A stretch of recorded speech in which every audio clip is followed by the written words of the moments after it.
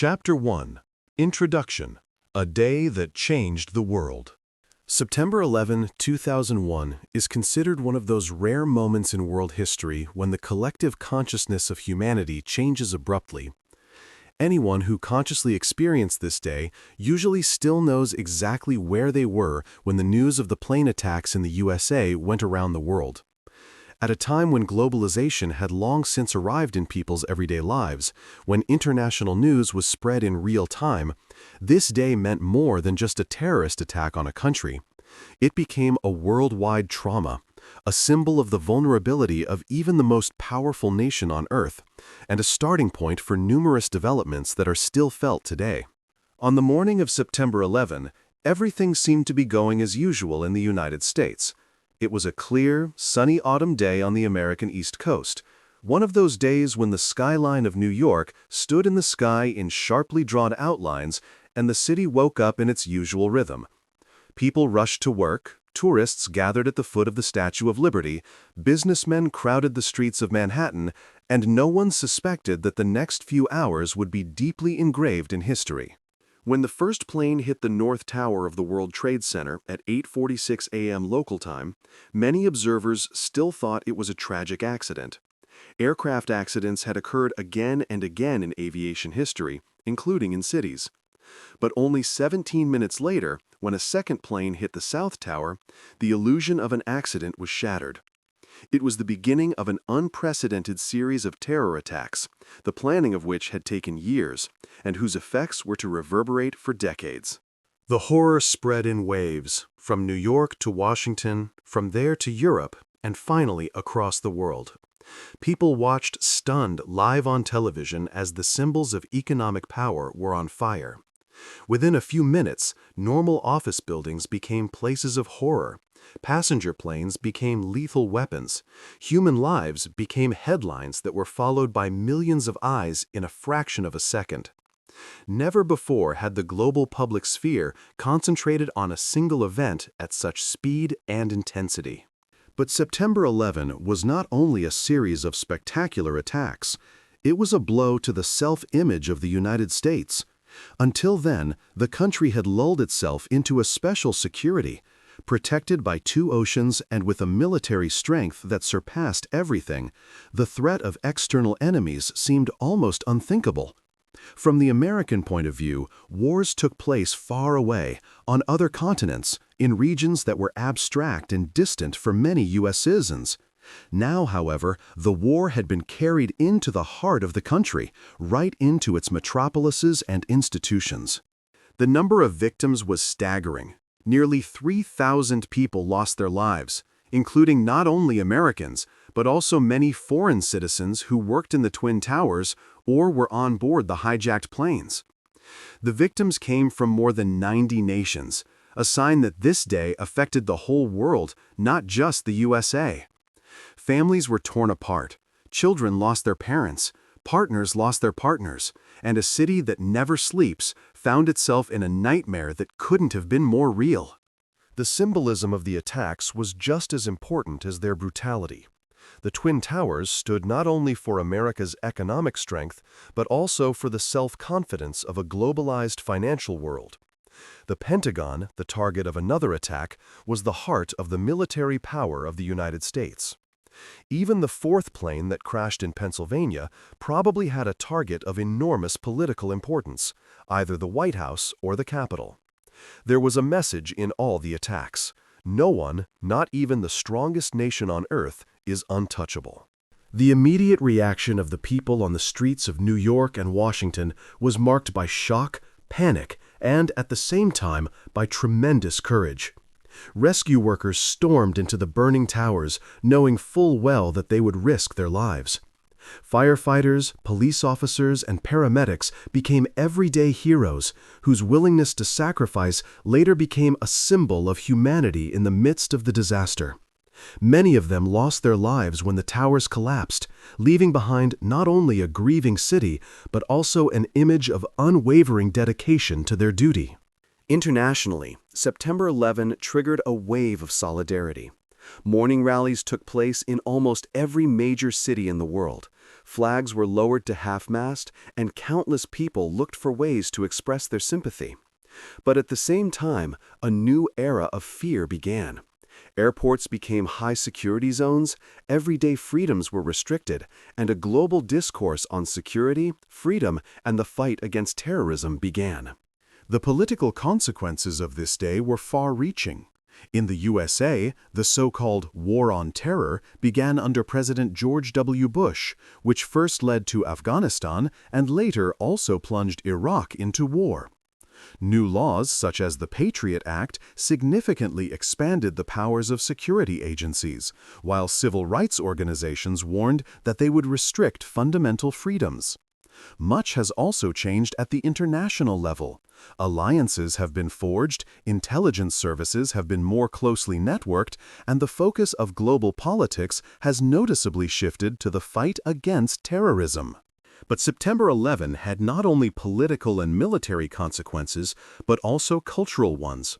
Films, series, literature, and art took up the trauma, processed it, and reflected the fears as well as the hopes of a changed society. Even in everyday conversations, a new vocabulary was imprinted.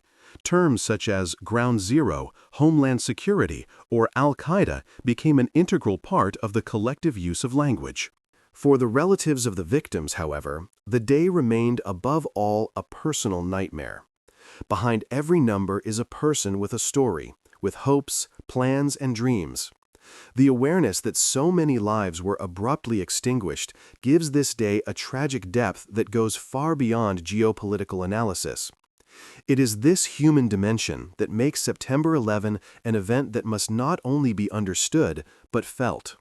Over the years, September 11 has developed into a date that is present every year in commemorations, documentaries, and speeches. Memorials, such as the 9/11 Memorial in New York, commemorate the victims and, at the same time, remind us that a new awareness of solidarity and resilience can also emerge from the ashes of terror. Chapter 1, das forms the basis for eine tiefere Examination der Ereignisse. In den folgenden Kapiteln, not only the course of the day is traced in detail, but also the background, causes und Konsequenzen erarbeitet. Because only by understanding the whole thing können wir unsere Welt auf den 11. September 2001 als den Tag der Changing the World und warum es so zu diesem Tag bleibt. To understand the full significance of the events of September 11, one must first look at the image of the United States in the years immediately preceding the catastrophe. At that time, the USA was at the height of its global political position. The Cold War had ended a decade ago, the Soviet Union had disintegrated, and the United States had established itself as the sole superpower. The 1990s were marked by a strong sense of self-confidence, a mixture of economic optimism, cultural dominance, and the belief that the Western way of life had triumphed over authoritarian systems. In this atmosphere, the danger of a direct attack on American soil seemed almost unimaginable. American society in the late 1990s was characterized by a sense of stability. After years of economic growth, unemployment was low, stock markets were booming, and the technological revolution brought about by the Internet in particular opened up new prospects.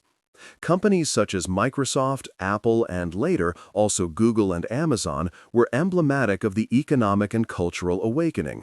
The American dream seemed more alive than ever, and the self-image of many Americans was reflected in the conviction that they were living in a new, more peaceful world order in which the United States had taken the lead. But beneath the shiny surface, there were tensions that later played an important role in connection with the attacks. In foreign policy, the United States had used its military and economic power many times since the end of the Cold War to assert geopolitical interests. Interventions in the Middle East, especially in connection with the Gulf War of 1991, had left their mark. The U.S. military involvement in the Arabian Peninsula, including the stationing of troops in Saudi Arabia, was perceived by radical Islamist movements as an occupation and provocation. These tensions acted as a breeding ground for hatred, which would later escalate into terrorist attacks. American domestic politics was characterized by a remarkable interplay between continuity and change. After Bill Clinton's presidency, which was overshadowed by economic boom, but also by scandals such as the Lewinsky affair, George W. Bush took office in January 2001. Bush, the son of a former president, was seen by many as a representative of a more conservative, down-to-earth policy. His election was highly controversial, as the election result in Florida remained unclear for a long time and was finally decided by a Supreme Court ruling. Even before September 11, his presidency was therefore under particular pressure to gain legitimacy. In terms of security policy, a rather relaxed tone prevailed at the beginning of the new millennium.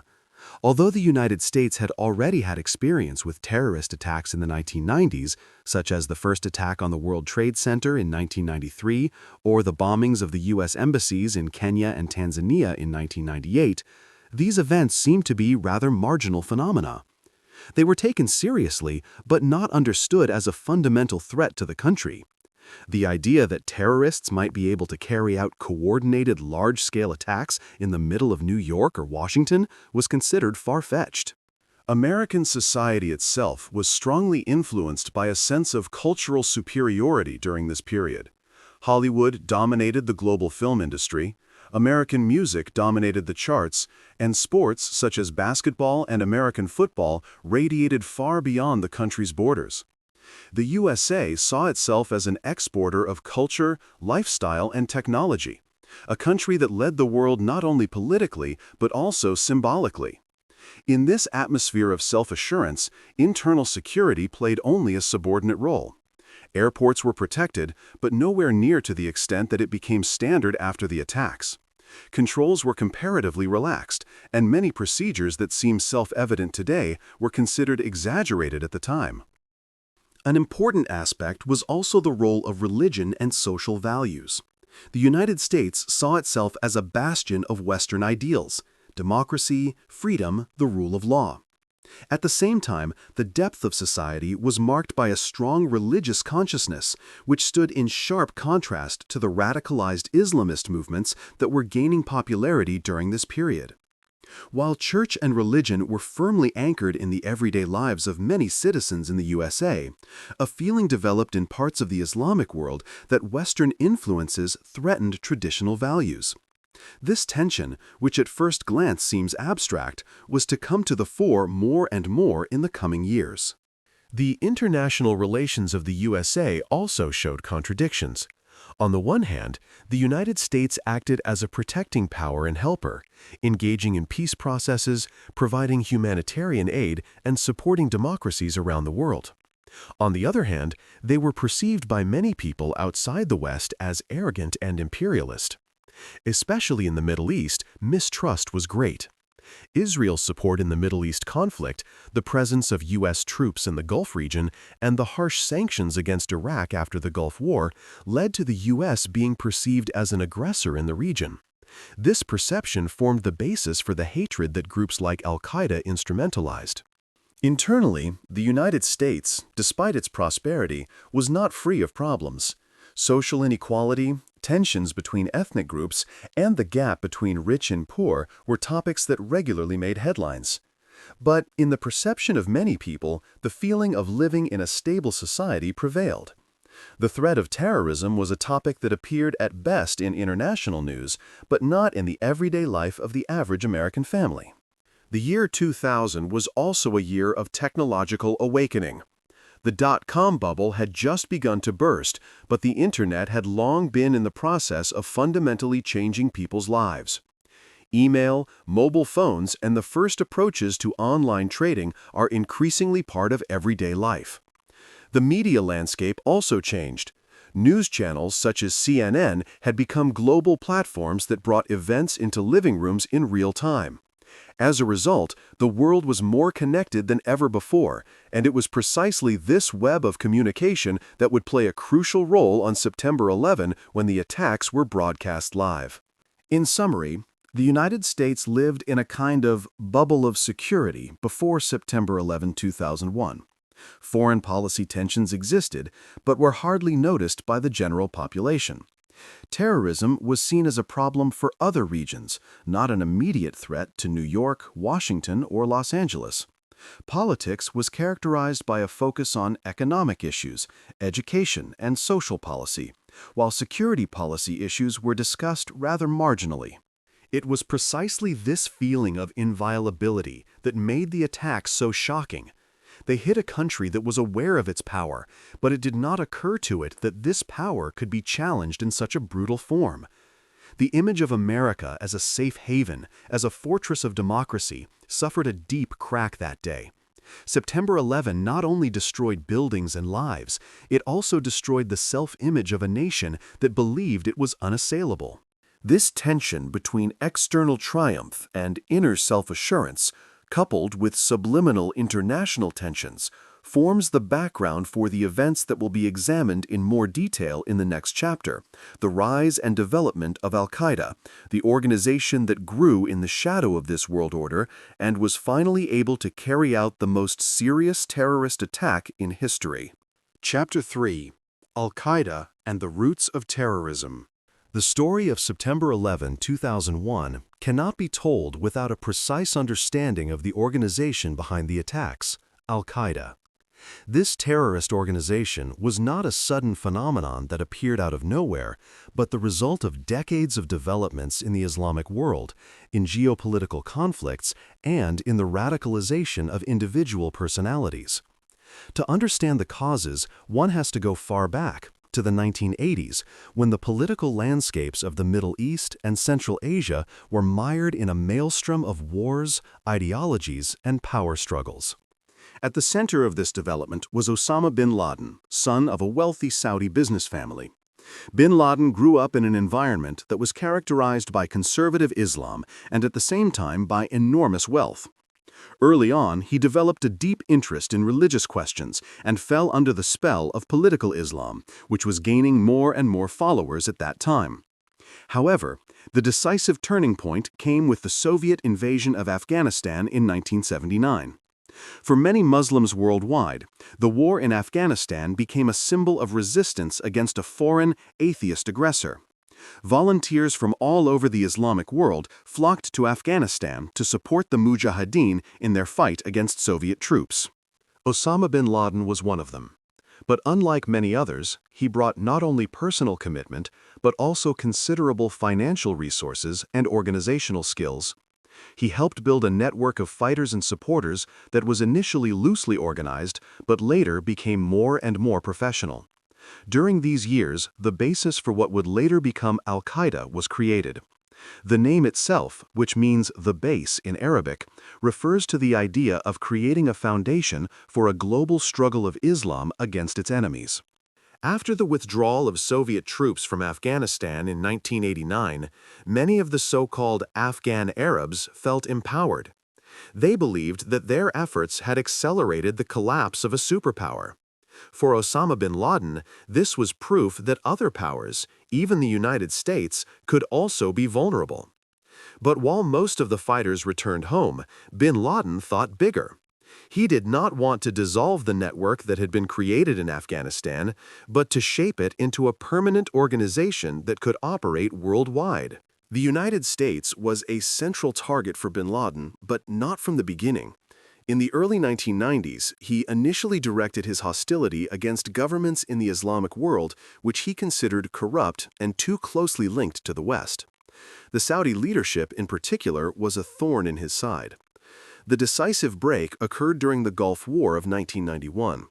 When Iraq occupied Kuwait, the Saudis asked the U.S. for support and allowed American troops to be stationed on their soil. For bin Laden, this was an unbearable affront. He considered Saudi Arabia to be the holy land of Islam, home to the holy sites of Mecca and Medina, and the presence of American soldiers there was blasphemy to him. In the years that followed, his attitude toward the United States intensified. Bin Laden was convinced that the United States was not only intervening politically and militarily in the Islamic world, but was also exerting a destructive influence culturally and morally. He interpreted globalization, Western culture, and American foreign policy as attacks on Islam. This conviction formed the ideological foundation of Al-Qaeda. In organizational terms, Al-Qaeda developed into a flexible, decentralized network in the 1990s. It did not consist of a classical army, but of cells and groups that were loosely connected to each other but followed a common ideology. Bin Laden knew how to recruit fighters, raise funds, and maintain training camps, especially in Afghanistan and Sudan. These camps became hotbeds of terrorism, where fighters were militarily trained, ideologically indoctrinated, and prepared for attacks. The first major attacks against American targets were not long in coming. In 1998, the U.S. embassies in Kenya and Tanzania were destroyed by near-simultaneous bombings that killed over 200 people. These attacks marked the transition from Al-Qaeda to a global organization that no longer limited the fight to local conflicts. 2 years later, an attack on the USS Cole, an American warship, followed in the port of Aden in Yemen. This attack also cost human lives and made it clear that Al-Qaeda was able and willing to challenge the military strength of the United States. The ideology that drove Al-Qaeda was a mixture of radical Islamism and a political analysis that identified the U.S. as its main enemy. In bin Laden's worldview, the United States was responsible for the oppression of Muslims worldwide, for the suffering in Palestine, for wars in Iraq, and for the supposed moral corruption that the West exported. This view was not representative of many Muslims, but Al-Qaeda knew how to exploit frustration and poverty in parts of the Islamic world and turn it into a radical movement. The year 1996 was particularly decisive when bin Laden published his famous Declaration of War against the United States. In this document, he called on Muslims worldwide to fight Americans wherever they could be found. 2 years later, he repeated this statement and openly called for attacks against civilians. In doing so, he had laid the ideological foundation for September 11, the fight not only against the American military, but against the whole of society, against symbols of the economy, politics, and culture. Meanwhile, Western intelligence services and governments tried to contain the growing threat. But the decentralization and mobility of Al-Qaeda made this difficult. The organization operated in shadow networks, used modern communication technologies, and financed itself through a network of supporters and donations that were difficult to control. In addition, many in the USA and Europe underestimated the danger.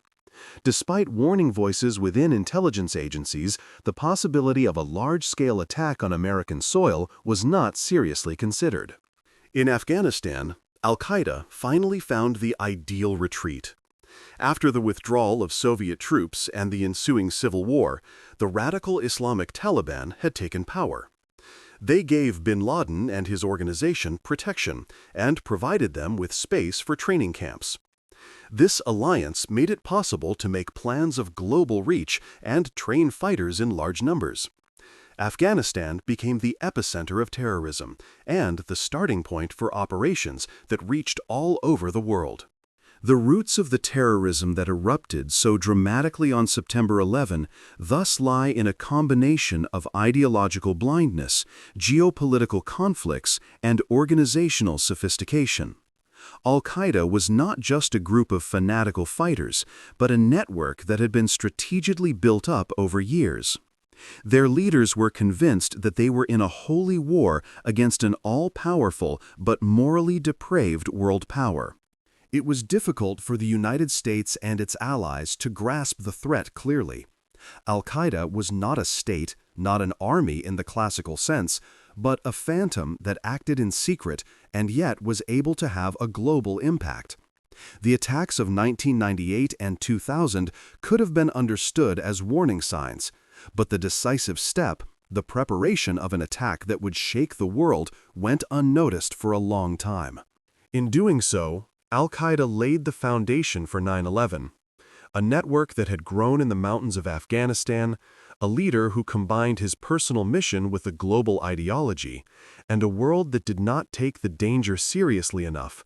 All this culminated in the events of that autumn day in 2001. Chapter 4. The Assassin's Preparations.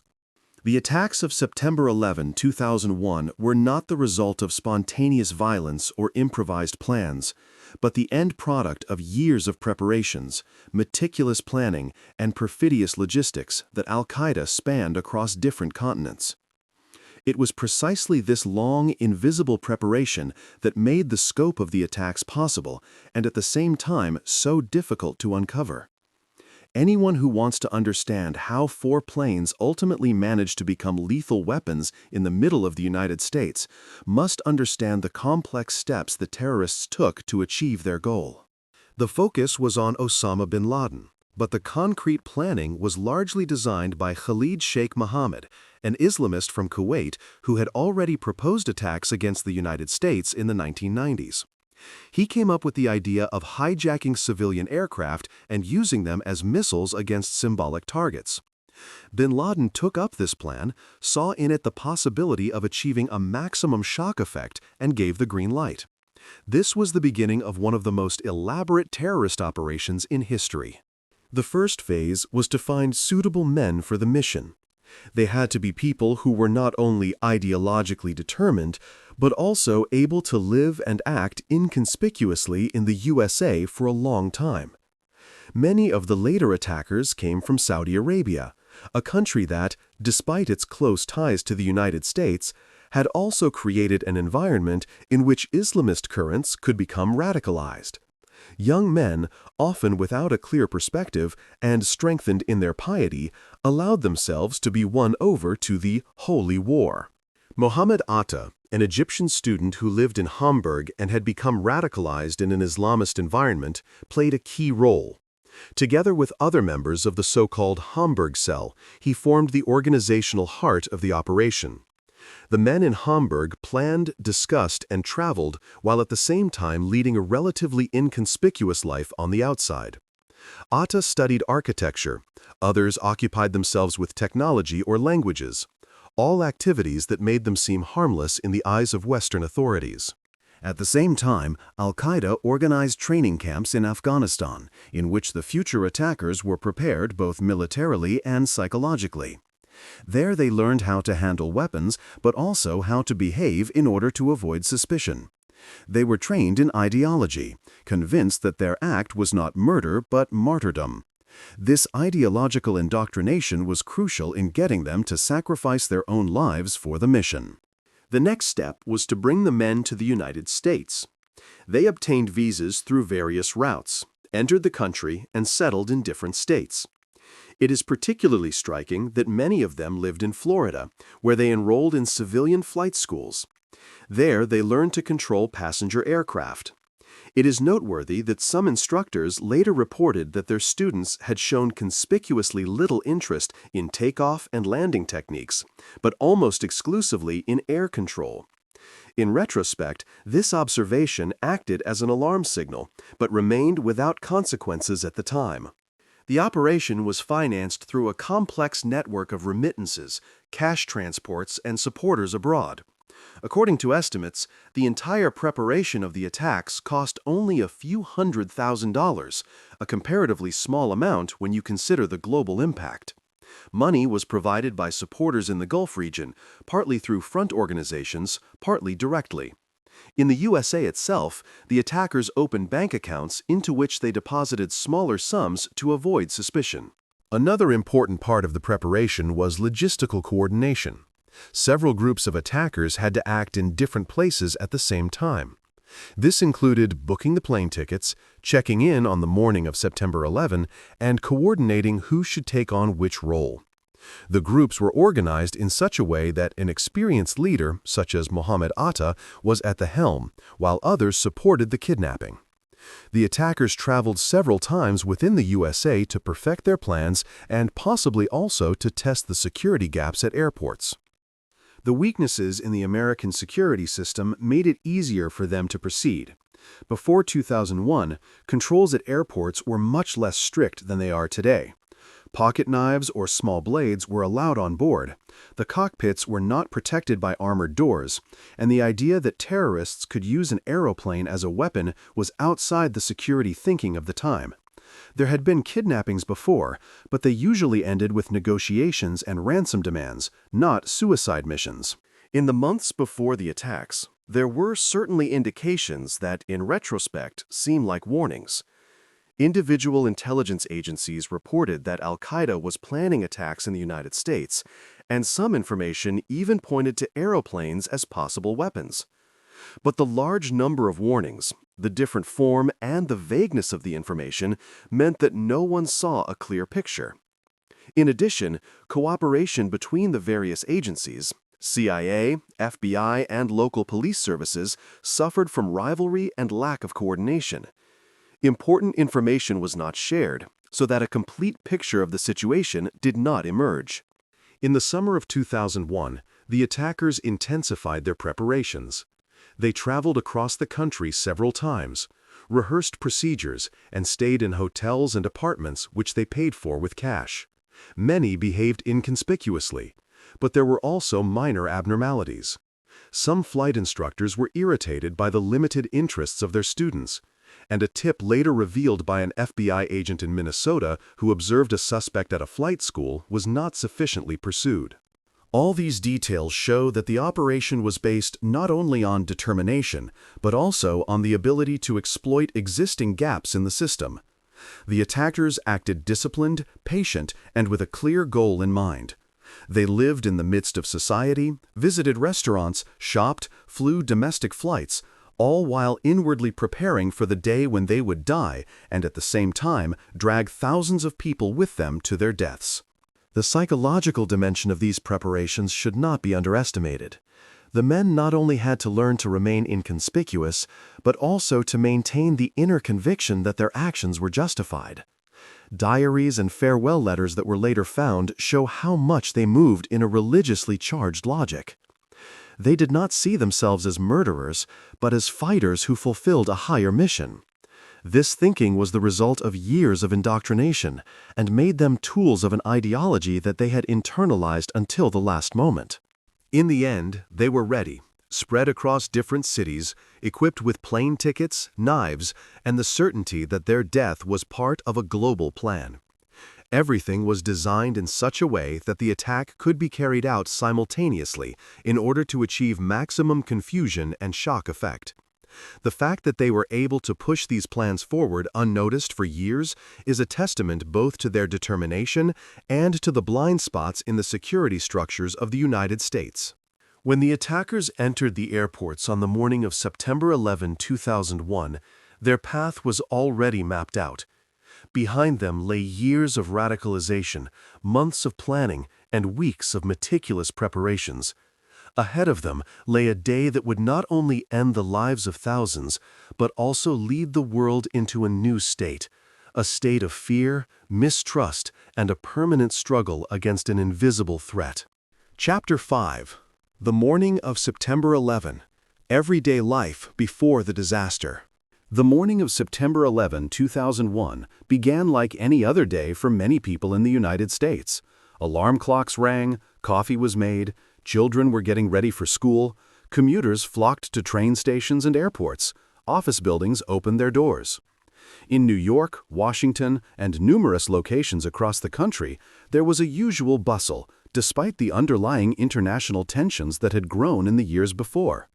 It was a Tuesday, and the middle of the week promised routine: meetings, phone calls, emails, the rhythm of modern urban life.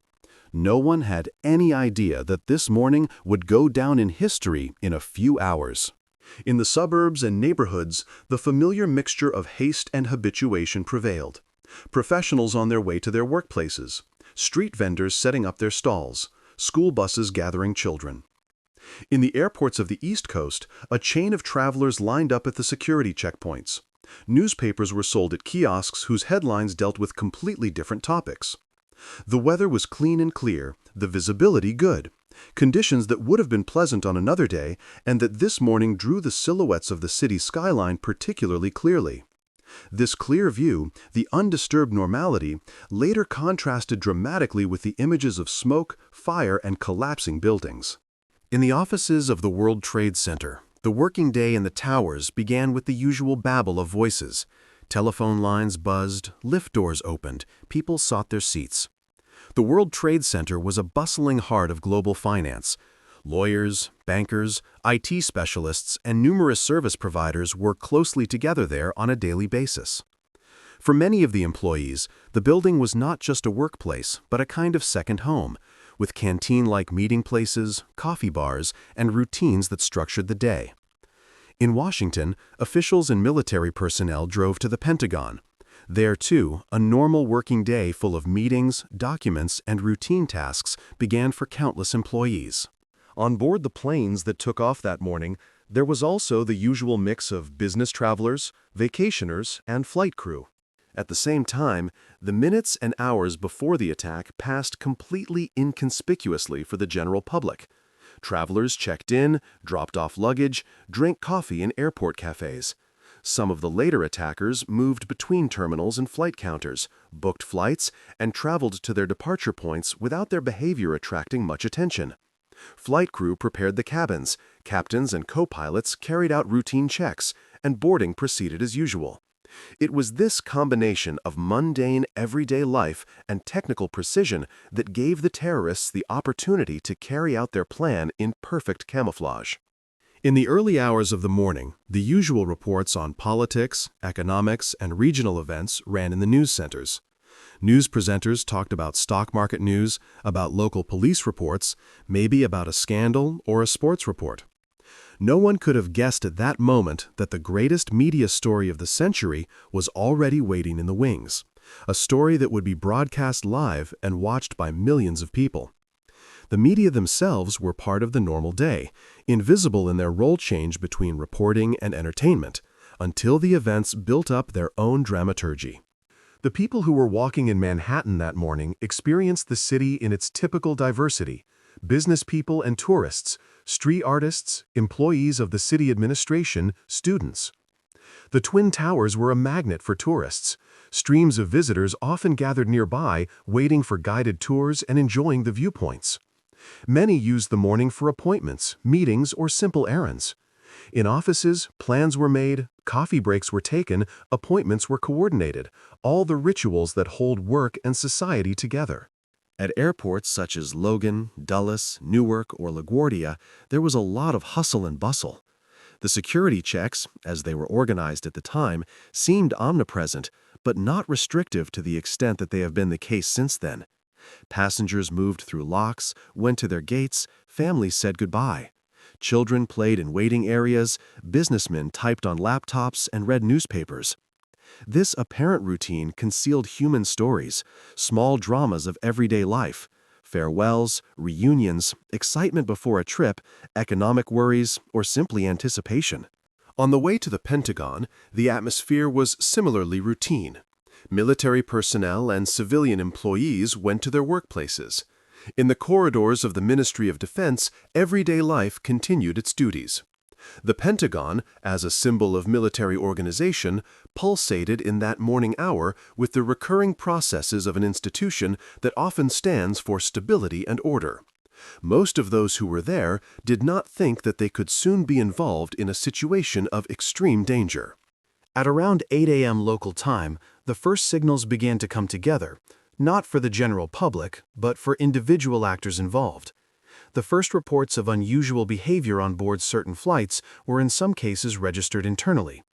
Pilots carried out their standard procedures, while ground staff took care of the last. For outsiders, everything remained part of the usual morning, part of the mechanics of a modern society that relies on flight schedules, meetings, and traffic patterns. It is remarkable how normal everyday life and the harbingers of a catastrophe coexisted. It was precisely this juxtaposition that later intensified the feeling of shock. People who had taken routine actions a few hours earlier, a cup of coffee, a phone call, checking in a suitcase, suddenly found themselves confronted with images that had been torn from their normality. For those who did not experience the events directly, the impression arose of a sudden and unforeseeable caesura. For those affected, on the other hand, the disaster was the result of a chain of minutes and decisions that had started in a completely normal morning. The last minutes before the attacks were marked by banal actions, by seemingly unimportant decisions. a late departure, a missed taxi, an extra coffee. Such small coincidences made the difference between life and death in the hours that followed. While planes took off and plunged into the normal traffic of the morning hours, the preparations of the attackers became reality. In the cabin of a passenger plane, within a few moments, the meaning of everyday objects and routines changed. An ordinary means of transport became a weapon, a business day became a tragedy of inconceivable proportions. It is this reversal, from commonplace to extreme situation, that makes September 11 so elusive. A morning, like many others, turned into a turning point in history, because individuals acted at seemingly inconspicuous points and set in motion events whose consequences could no longer be stopped. When the news reached the world later in the morning, it became clear how fragile the boundary between the familiar and the catastrophic is. The morning of September 11 was a mirror of the modern world, networked, routine, full of little stories, and yet on that day, the stage for those events that were to represent nothing less than a turning point in the history of the 21st century. Chapter 6: Flight AA-11, the first impact into the North Tower. The morning of September 11, 2001 was like an ordinary day for the crew and passengers of American Airlines Flight 11. The aircraft, a Boeing 767, was intended for the route from Boston to Los Angeles and took off from Logan International Airport. On board were business travelers, vacationers, families, and people who simply used the daily rhythm of aviation to get from the East Coast to the West Coast. Among them were the men who were to dramatically change the course of the day, the 5 hijackers who had snuck on board with a precise plan and deadly determination. At 7:59 a.m., Flight 11 took off. The takeoff phase went without any abnormalities. The plane reached its planned altitude, and everything seemed routine for the passengers. But as soon as it was in the air, the picture changed. At around 8:14 a.m., the hijackers began to take control of the plane. With small knives, which they had brought through the security checks unnoticed, they threatened the crew and passengers. Reports, which were later reconstructed by telephone calls from the ship, described the moment as chaotic and brutal. The pilots were overwhelmed, and the cockpit was taken over by the hijackers. The first to raise the alarm was a flight attendant who managed to contact the ground staff via an onboard phone. She reported a knife attack, passengers who were injured, and that the plane was apparently hijacked. These reports were the first fragments of a catastrophe that would unfold in the next few minutes. It was initially difficult for air traffic control to classify the situation. There had been hijackings, but the fact that an aircraft could be deliberately steered into a target was beyond previous experience. While the hijackers took control, they deviated from the planned course and pointed the plane south, back towards New York. In those minutes, confusion reigned in the aviation control centers. Radar contacts partially disappeared, radio messages broke off, and the hijackers switched off the transponder so that the machine could no longer be clearly identified. Air traffic controllers noticed irregularities, but the picture was incomplete. It took time for the consequences to be recognized. At 8:46 a.m. local time, Flight 11 reached the Manhattan skyline. In an instant that would later be documented millions of times in pictures and videos, the Boeing rammed the North Tower of the World Trade Center between the 93rd and 99th floors. The force of the impact turned the plane into a fireball that struck the building structure. Fuel exploded, steel beams were torn open, and people on the floors above the impact site were trapped in an inferno. The seconds after the impact were marked by shock and bewilderment. In the streets of Manhattan, people raised their heads, followed the burning skyscraper while smoke and flames rose into the clear sky. For many, the first thought was an accident, a navigational error, a defect, perhaps a tragic accident. The idea that it could be a terrorist attack seemed too far-fetched at that moment. Even news channels, which soon broadcast the images live, initially spoke of a possible accident. Inside the North Tower, everyday life turned into panic. People on the lower floors heard the explosion, felt the quake, and immediately began to flee via the stairwells. The evacuation began, but the dimension of the damage was enormous. Hundreds of people were trapped above the impact levels, cut off from escape routes, locked in offices that had turned into deadly traps within seconds. Smoke and heat made any movement impossible, and for many, all that remained was to wait for salvation, which would never come. Outside the building, rescue workers reacted immediately. Fire brigade, police, and paramedics rushed to the scene. Their training was prepared for many scenarios, but a hijacked plane crashing into the middle of a skyscraper exceeded any known protocol. Nevertheless, they poured into the towers, began to evacuate people, and fought smoke and fire, not knowing that an even greater catastrophe was in store for them. In the minutes after the impact, onlookers and eyewitnesses gathered on the streets.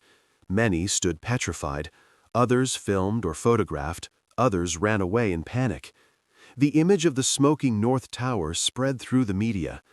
Television stations interrupted their programs, began live broadcasts, and speculated about causes and backgrounds. Millions of people around the world looked at the screens without suspecting that this was just the beginning. For the families of the passengers on board Flight 11, the time after takeoff was marked by uncertainty. Some passengers had still tried to contact them via onboard phones, but much information remained fragmentary. It later became clear that they were the first victims of a strategy aimed at maximizing the shock effect. The machine they had chosen as a means of transport had become the deadly message of a terrorist organization that wanted to show the world that no one was safe. In the aviation control centers, the indications of a catastrophe were increasing. The sudden disappearance of the flight from the radar, the contact of the flight attendant, the deviation from the course, everything pointed to a hijacking. But the fact that the plane was used as a weapon only became apparent at the moment of impact. The realization hit those responsible just as hard as the population. This was not an accident, it was an attack. The impact of Flight 11 was the beginning of a domino effect that would change the world that day. Even before people had realized what exactly had happened, the next catastrophe was already being prepared, a second plane that would hit the South Tower. But at that moment, the world stood still in front of the image of the burning North Tower, the screams and chaos on the streets, the inconceivable idea that a passenger plane with a full tank of fuel had been deliberately steered into a high-rise building in the middle of New York. The first impact changed perception forever. He made it clear that the security that had been taken for granted in Western metropolises was an illusion. He posed the question of how could this happen and who is behind it, questions that condensed into a global shock in the coming hours. For the people in the tower, on the streets, and in front of the screens, it was the beginning of a nightmare that increased by the minute. Chapter 7. Flight UA-175, the second impact into the South Tower. While New York was still in shock over the impact of American Airlines Flight 11, the next horror was already preparing in the air. United Airlines Flight 175, also a Boeing 767, had taken off at 8:14 a.m. local time from Logan International Airport in Boston, bound for Los Angeles. Here, too, there were business travelers, holidaymakers, and families on board who assumed that they would take an ordinary flight across the continent. But among them were 5 other Al-Qaeda attackers who pursued their mission with the same determination as those of Flight 11. The first minutes after the start were routine. The plane headed west, the pilots kept in touch with the air traffic controllers, the cabin filled with the babble of voices of passengers reading magazines, chatting, or getting ready for the long flight. There was nothing to indicate that a few minutes later they would become part of an event that would keep the world in suspense. But about 20 minutes after takeoff, the hijackers took control. As with Flight 11, they entered the cockpit with knives and threats, overpowered the pilots, and put the transponder out of service. From this point on, the aircraft was difficult to locate for air traffic control. But unlike Flight 11, Some passengers managed to contact relatives or employees of the airline via onboard phones and mobile phones. These conversations provided important clues to what was happening. They reported on hijackers who had taken control, violence on board, and a threatening situation that had nothing in common with the familiar patterns of previous hijackings. The air traffic controllers began to lose control. Several machines veered off course, communication broke off, and a growing feeling of powerlessness spread through the control centers. Even as people in New York were talking about a terrible accident and the fire brigade and police were trying to evacuate the North Tower, it became apparent that something bigger, more coordinated was underway. But the full extent was not yet recognized. At around 9 a.m. local time, Flight 175 turned south, directly towards New York City. In the cabins, passengers began to react in panic. Some tried to collect and pass on information. There were reports of brutal violence, the murder of crew members, and the intimidation of passengers. At the same time, relatives on the ground tried to understand the inconceivable, that their loved ones were sitting on a plane that was apparently intended to be used as a weapon. At 9:03 a.m., less than 20 minutes after the first impact, Flight 175 crashed into the South Tower of the World Trade Center at high speed. The aircraft hit between the 77th and 85th floors, slightly to the side, so that part of the wings emerged from the other side of the building. Millions of people watched this moment live on television, as cameras were already pointed at the smoking North Tower. The explosion was enormous. Flames and debris shot out of the sides of the building. Glass splinters and scrap metal rained down on the streets of Manhattan. The sight left no doubt. This was not an accident. This was a targeted attack. The effect of the second impact was doubly devastating. On the one hand, it intensified the immediate suffering. Hundreds of people in the South Tower were dead on the spot or trapped in the upper floors, while thousands tried to flee in panic. On the other hand, the second goal made it unmistakably clear that it was a coordinated terrorist action.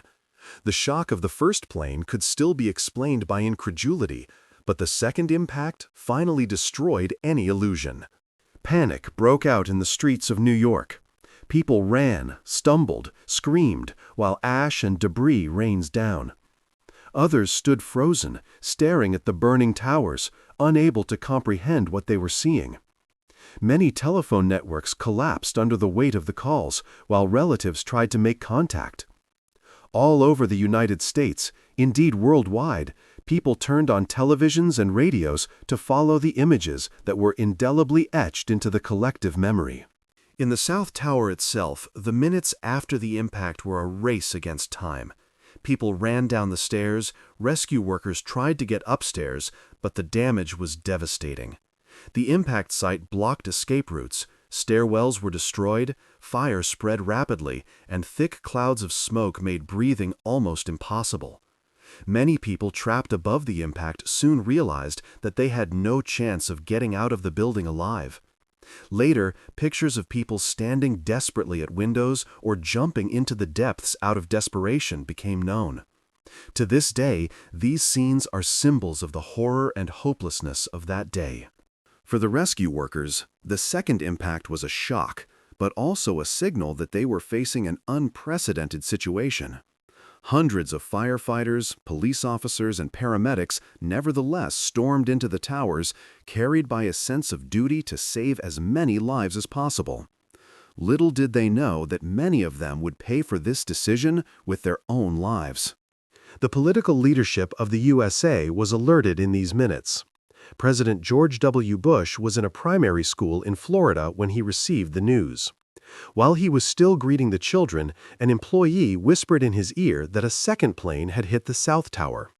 This moment, later shown in countless documentaries, marked the moment when even the country's political leadership understood. America was at war, attacked not by a nation, but by an invisible, unscrupulous organization. The second impact also triggered shock waves internationally. In Europe, Asia, Africa, and everywhere else where the broadcasts were shown, people reacted with disbelief, fear, and compassion.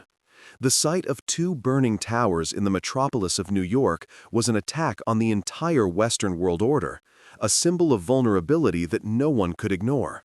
Meanwhile, passengers on board other planes that had also been hijacked were already fighting for their lives. But for the people of New York, the horror at that moment was concentrated on the two towers, which burned like torches in the middle of a city that never sleeps. The impact of Flight 175 marked the point at which the day finally unfolded its historic dimension. The catastrophe was no longer just a tragedy, it was an attack that shook the self-image of a superpower and the security of the modern world. The minutes after 9:03 a.m. were marked by a new mixture of fear, horror, and a feeling of powerlessness. No one knew how many more planes could be hijacked. No one could say which targets would be hit next. Uncertainty spread like wildfire, and while rescue workers risked their lives while people in the towers desperately searched for a way out, the world held its breath. The second impact was more than just another attack.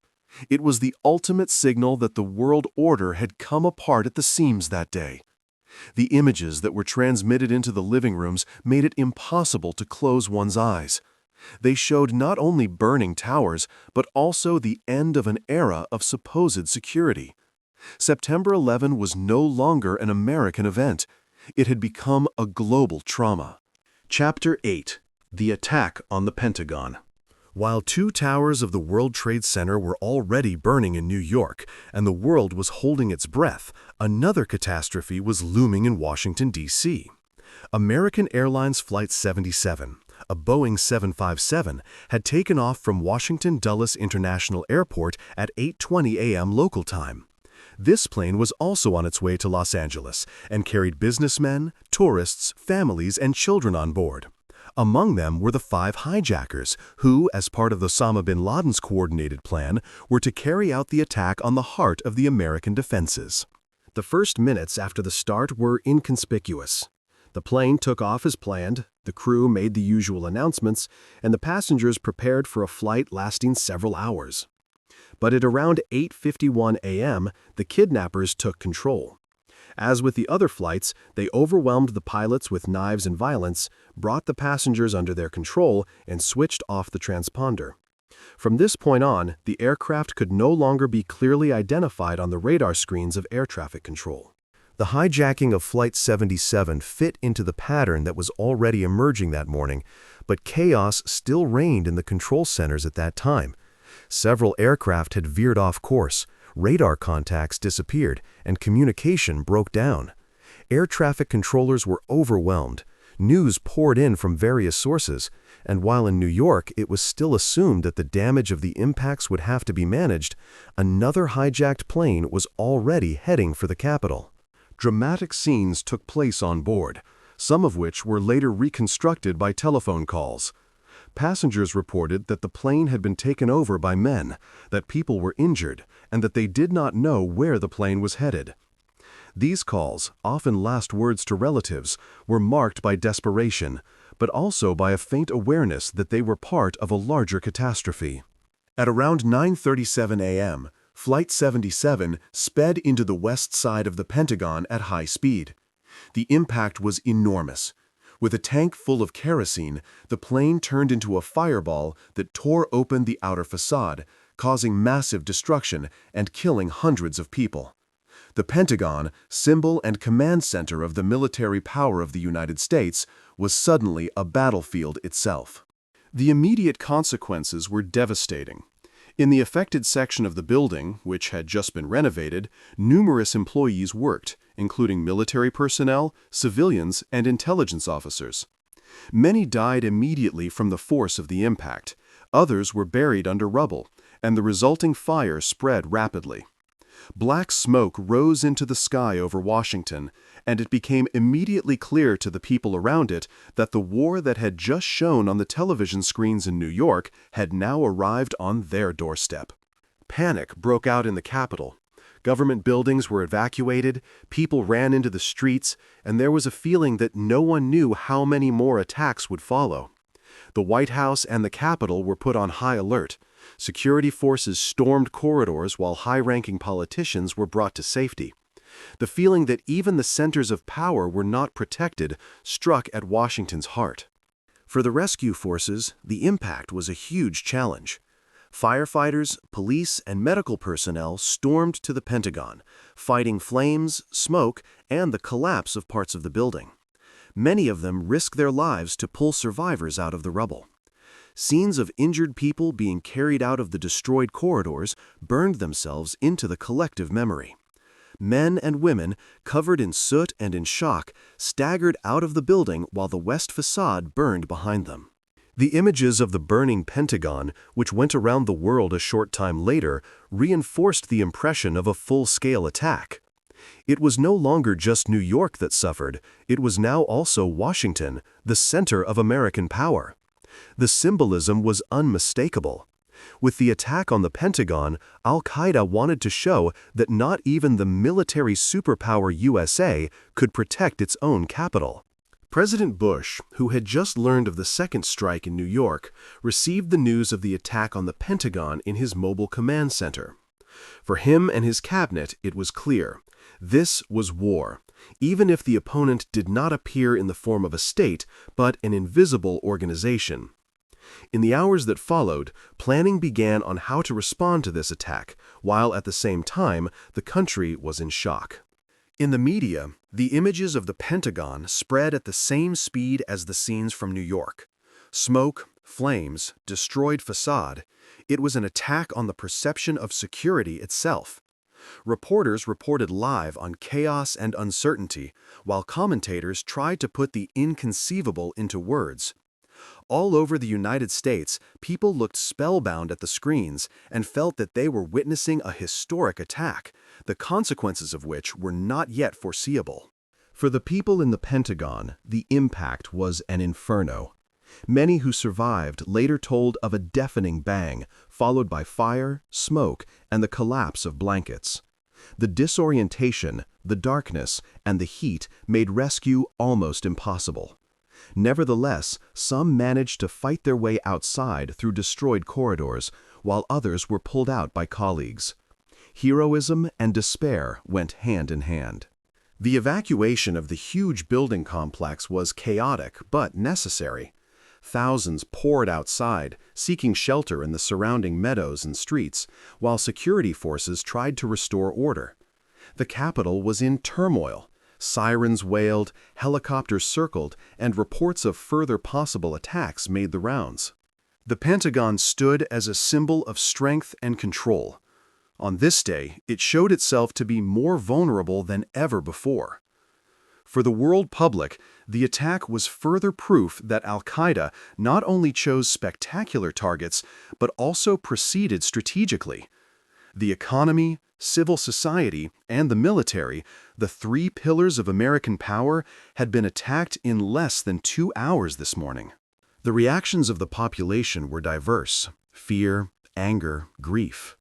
While people were running for their lives in New York and smoke was rising from the Pentagon and Washington, the realization spread throughout the country that the United States was under attack. Schools were closed, airports evacuated, and the entire airspace soon closed. Nobody knew where the next plane would hit. The attack on the Pentagon not only marked another chapter in the catastrophe, it was a strategic blow to the heart of American identity. Anyone who could attack the Ministry of Defense seemed to be able to overcome any bastion of security. For the Americans, this was a moment of deepest shock that still reverberates today. Chapter 9. Flight UA-93, The Battle in the Skies over Pennsylvania. While chaos, smoke, and horror already reigned in New York and Washington, another plane was in the middle of its mission.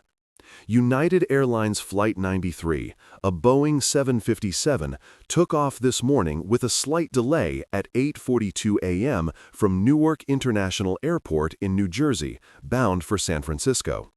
There were 44 people on board, including 7 crew members, 33 passengers, and 4 hijackers. The fact that this flight would not reach its destination like the other three aircraft was due to an extraordinary constellation of courage, information, and spontaneous resistance. Flight UA-93 became a symbol of the resistance of the passengers and of the desperate fight against the fate that the assassins had planned for them. The first few minutes after the start were normal. Passengers prepared for the long flight across the country. Some had breakfast, others read or closed their eyes to shake off the tiredness of the early morning. Little did anyone know that they were part of a larger plan that would change the world in a matter of hours. It was not until around 9:28 a.m., when the kidnappers began their action, that the situation changed abruptly.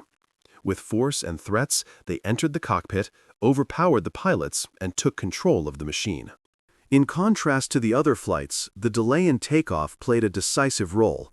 While Flight 11, 175, and 77 had already reached their destinations or were on their way, UA-93's crew and passengers learned in real time what had happened in New York and Washington. Several passengers were able to contact their families and friends via onboard telephones and mobile phones. They learned that 2 planes had flown into the towers of the World Trade Center and another into the Pentagon. This made it clear to them that their kidnapping was not an attempt at a classic hostage-taking or ransom demand. The plane in which they were sitting was to become a weapon. This realization changed everything. While many people on the other planes may have been unaware of the assassins' intentions until the last moment, the passengers of UA-93 had a cruel information advantage. They knew that if they did nothing, they would inevitably die, and that their plane would claim hundreds more lives on the ground. The despair and shock turned into determination. In the cabin, the passengers secretly consulted while the hijackers controlled the cockpit. Calls proved that men like Todd Beamer, Mark Bingham, Tom Brunette, and others courageously chose not to passively accept fate. The famous words, "Let's roll," which Beamer spoke at the end of a phone call, later became a symbol of this decision. Women called their husbands, children heard their parents' voices for the last time, and relatives on the ground experienced the desperate clarity that their loved ones were now in a fight to the death. The hijackers had changed course and flew towards Washington. It is believed that the target was the White House or the Capitol, 2 symbols of the political power of the United States.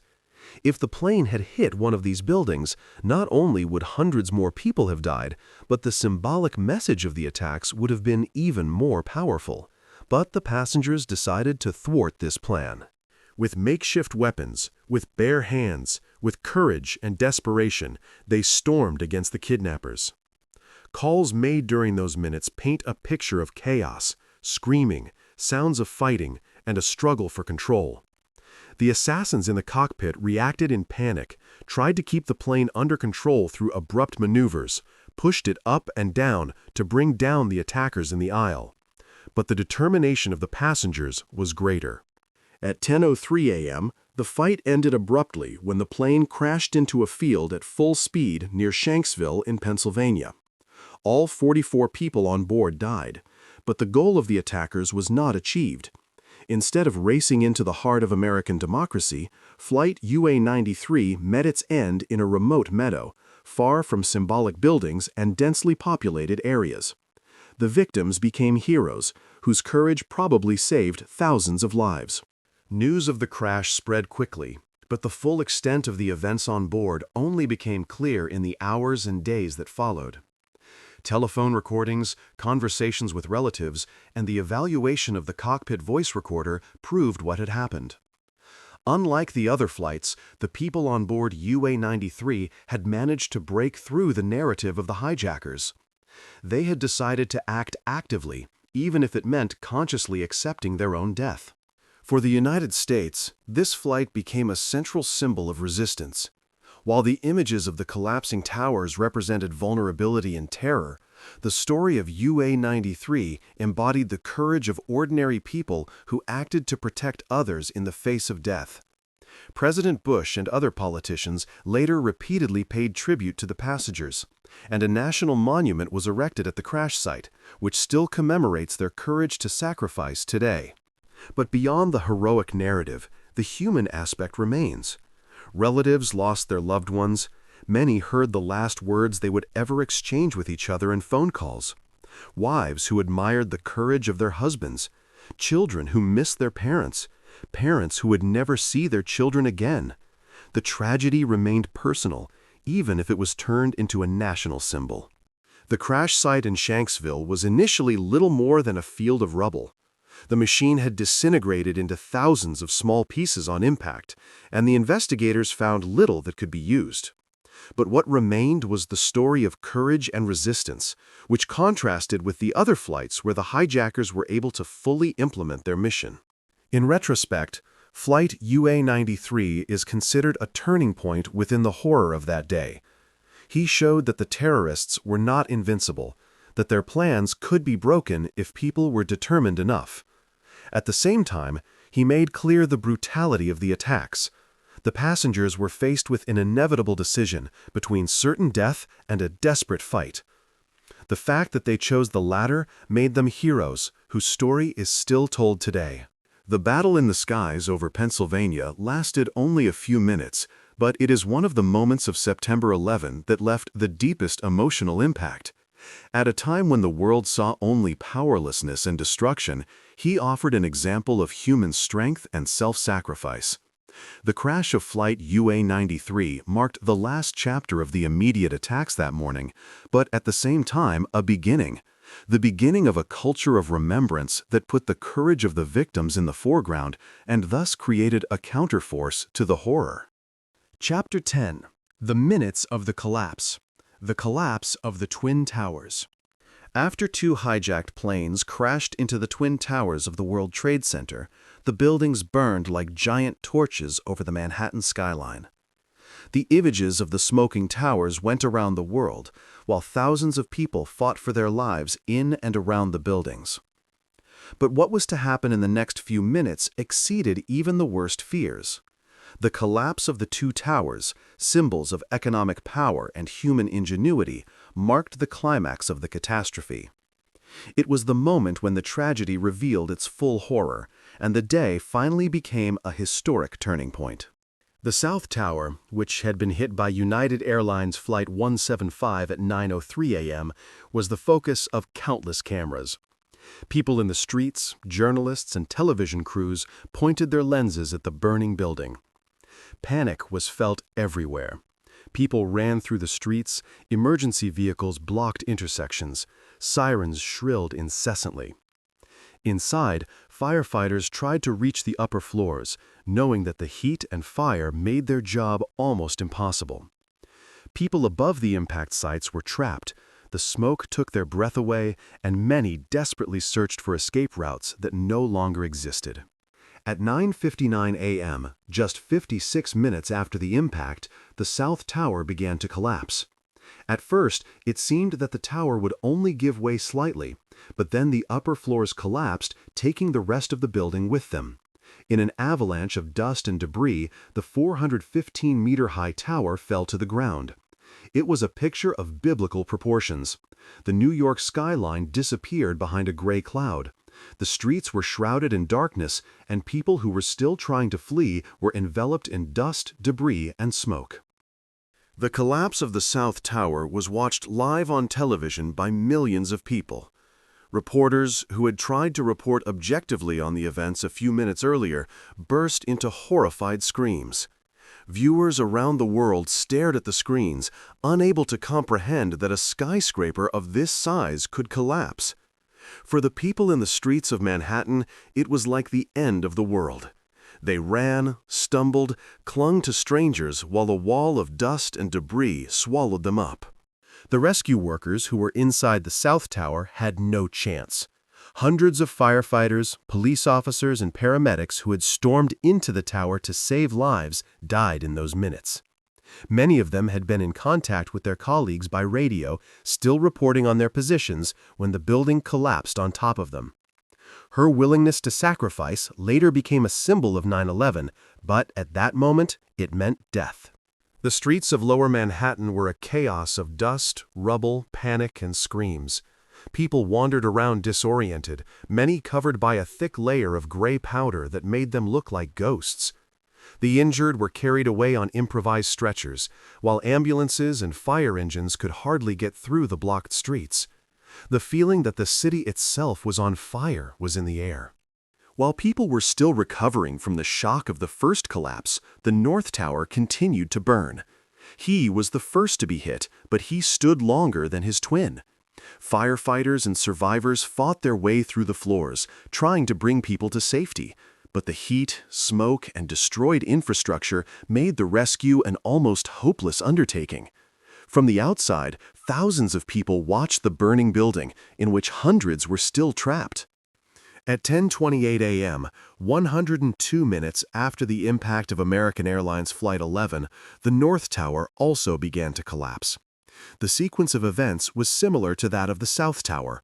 First, a quiet yield, then an inexorable collapse in which the upper floors crushed the lower ones. Again, Manhattan disappeared behind a cloud of dust. Again, people ran away in panic. Again, countless rescue workers died who would run into the tower to help others. With the collapse of the North Tower, the World Trade Center was wiped out. Two of the most striking buildings in the world no longer existed. The minutes between 9:59 and 10:28 a.m., in which the two towers collapsed, have gone down in history as one of the most terrible phases of modern contemporary witnessing.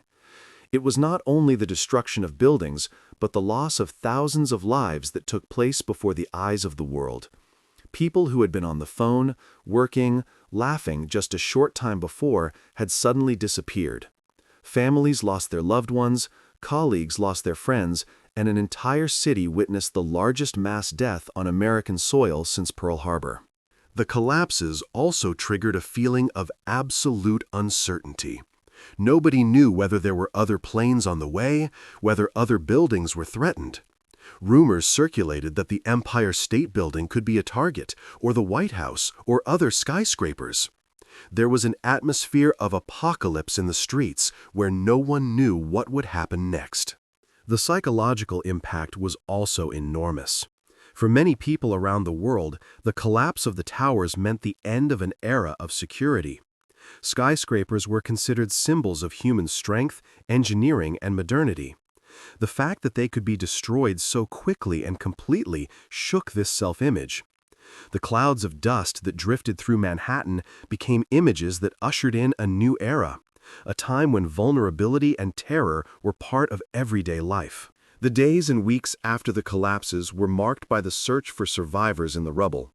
Ground Zero, as the place was soon called, was transformed into a gigantic field of rubble, metal, dust, and ash. Firefighters, police officers, rescue workers, and volunteers desperately searched for signs of life. In the first few hours, there were reports of individual rescued people who had survived in cavities, but soon hope gave way to the certainty that most of the people had died in the towers. The medical and health consequences were also dramatic. The dust created by the collapses was full of toxins: asbestos, glass, concrete, heavy metals. Thousands of rescue workers and residents suffered from serious illnesses in the following years. Many died from the long-term effects. This, too, became part of the legacy of 9/11, that the catastrophe claimed victims far beyond the day. The minutes of the collapse are considered the symbolic climax of September 11. They turned a terrorist attack into a global turning point. The loss of the Twin Towers meant not only the end of buildings, but the end of an illusion, that modern societies were protected from terrorism. It was the moment when the world understood that the threat could lurk anywhere, even in the safest and most powerful cities in the world. For the people who survived, the minutes of the collapse remained indelible. Many later told of the deafening noise, of the darkness that suddenly enveloped them, of the feeling of being buried by rubble and not knowing if they would ever see the light again. Others reported a sudden, almost surreal silence when the towers disappeared, followed by screams, sirens, and chaos. The collapse of the Twin Towers was the moment that indelibly wrote 9/11 in history. He was the image that burned itself into the collective memory, the symbol of loss, destruction, and a new world order. For the victims, it was the end of their lives. For the survivors, a trauma that accompanies them to this day, and for humanity, a day when time seemed to stand still. Chapter 11. Chaos in New York. Rescue workers in a state of emergency. When the towers of the World Trade Center rose burning into the sky, New York was put in a state of emergency that was unimaginable in its dimensions. Shortly after the impact of the first plane, the fire brigade had sent hundreds of emergency services. Police officers, paramedics, emergency doctors, and volunteers poured into the south of Manhattan. None of them knew what dimensions the disaster would take. Many thought they were facing a devastating but limited fire, as had already been experienced in high-rise buildings. But just minutes after their arrival, it was clear that this was a situation that exceeded anything previously known. The streets around the World Trade Center filled up with emergency vehicles at breakneck speed. Sirens wailed nonstop. Loudspeaker cars tried to direct the crowds, while panicked office workers, tourists, and residents fled in all directions. Police officers blocked off streets, but there was hardly any order. Many people just ran, some barefoot, others covered in dust. Many cried or screamed. Everywhere groups stood together, looking for relatives, holding cell phones in the air, or staring in shock at the burning towers. A nightmare began for the rescue workers inside the buildings. Firefighters, loaded with heavy breathing apparatus and hoses, fought their way up the stairs. They knew that thousands were trapped on the upper floors. They gave feedback over the radio, describing the chaos in the stairwells, the injured, the smoke, the heat. Many of them knew deep down that they might not get out alive. But they went on, step by step, driven by the awareness that people were waiting for rescue behind every door. At the same time, the police coordinated the evacuations and tried to calm the masses.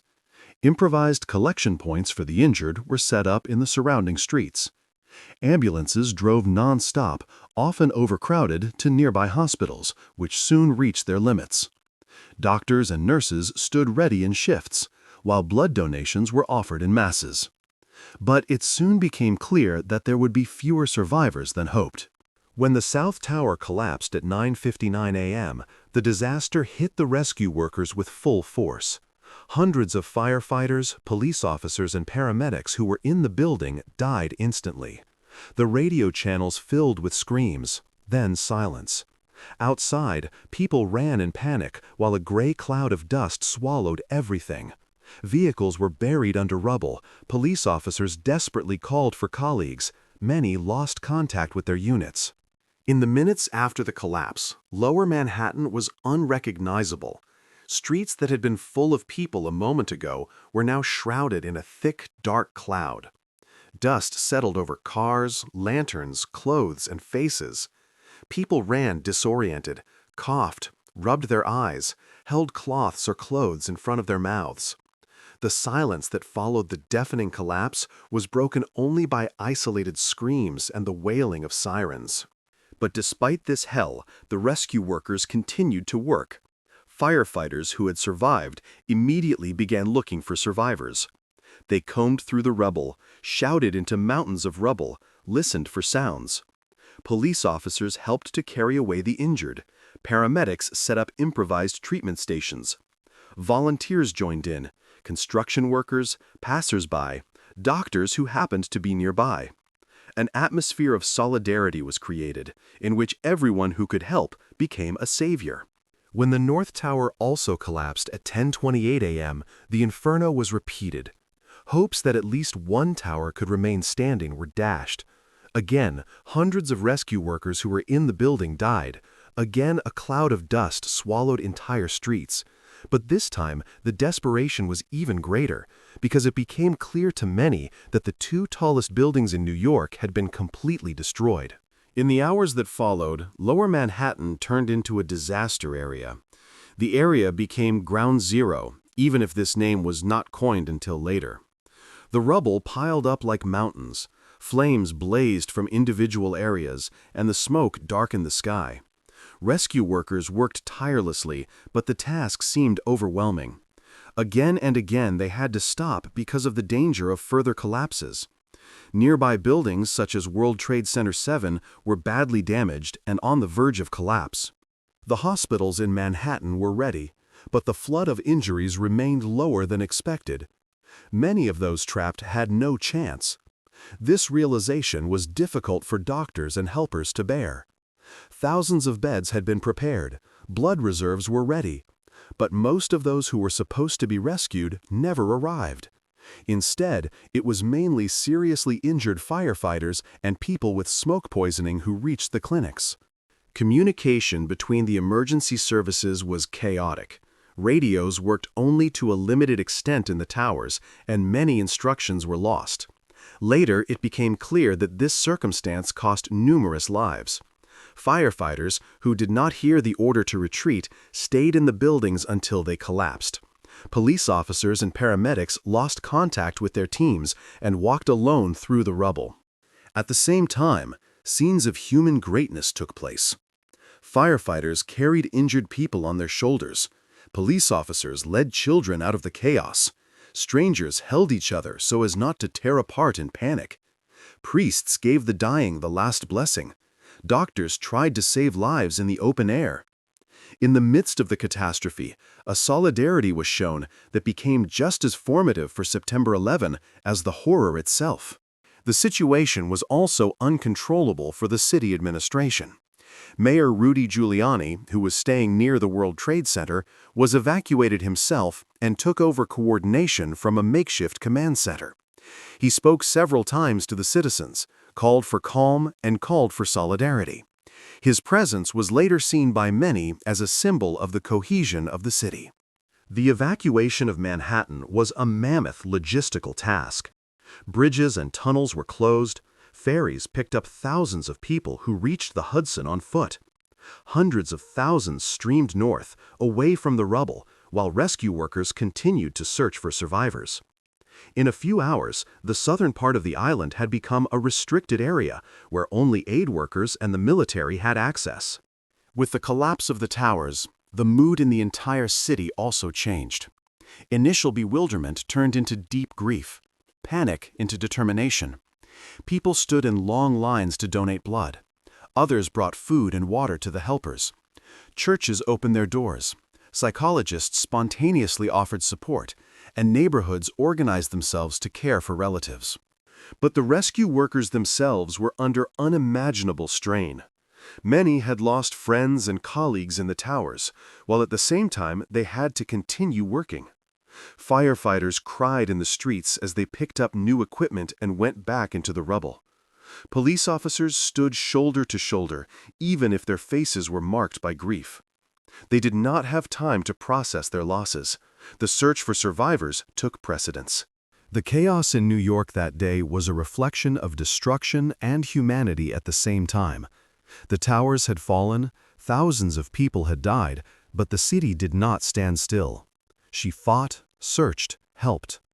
The image of firefighters climbing over mountains of rubble with flags in their hands, of exhausted paramedics who repeatedly cared for the injured, of citizens lying in the arms of strangers, shaped the collective memory just as the burning towers.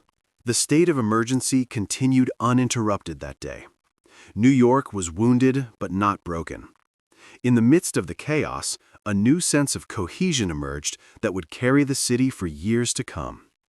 But the scars that September 11 left in the streets, in the hearts of the people, and in history were never to disappear. Chapter 12. Voices of the Survivors. Eyewitness Accounts. The events of September 11, 2001 are not only characterized by images of burning towers, collapsing buildings, and clouds of smoke. They are alive above all through the voices and memories of those people who survived that day.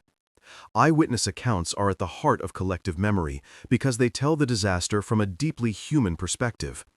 They are stories of coincidences, decisions, courage, despair, and happiness that make it clear that the boundary between life and death was often only a few seconds or steps apart on this day. Many of the survivors later described that the day began for them in a completely ordinary way. People took the subway to work, stood in traffic jams on the bridges to Manhattan, or drank a coffee before entering the lobby of the towers.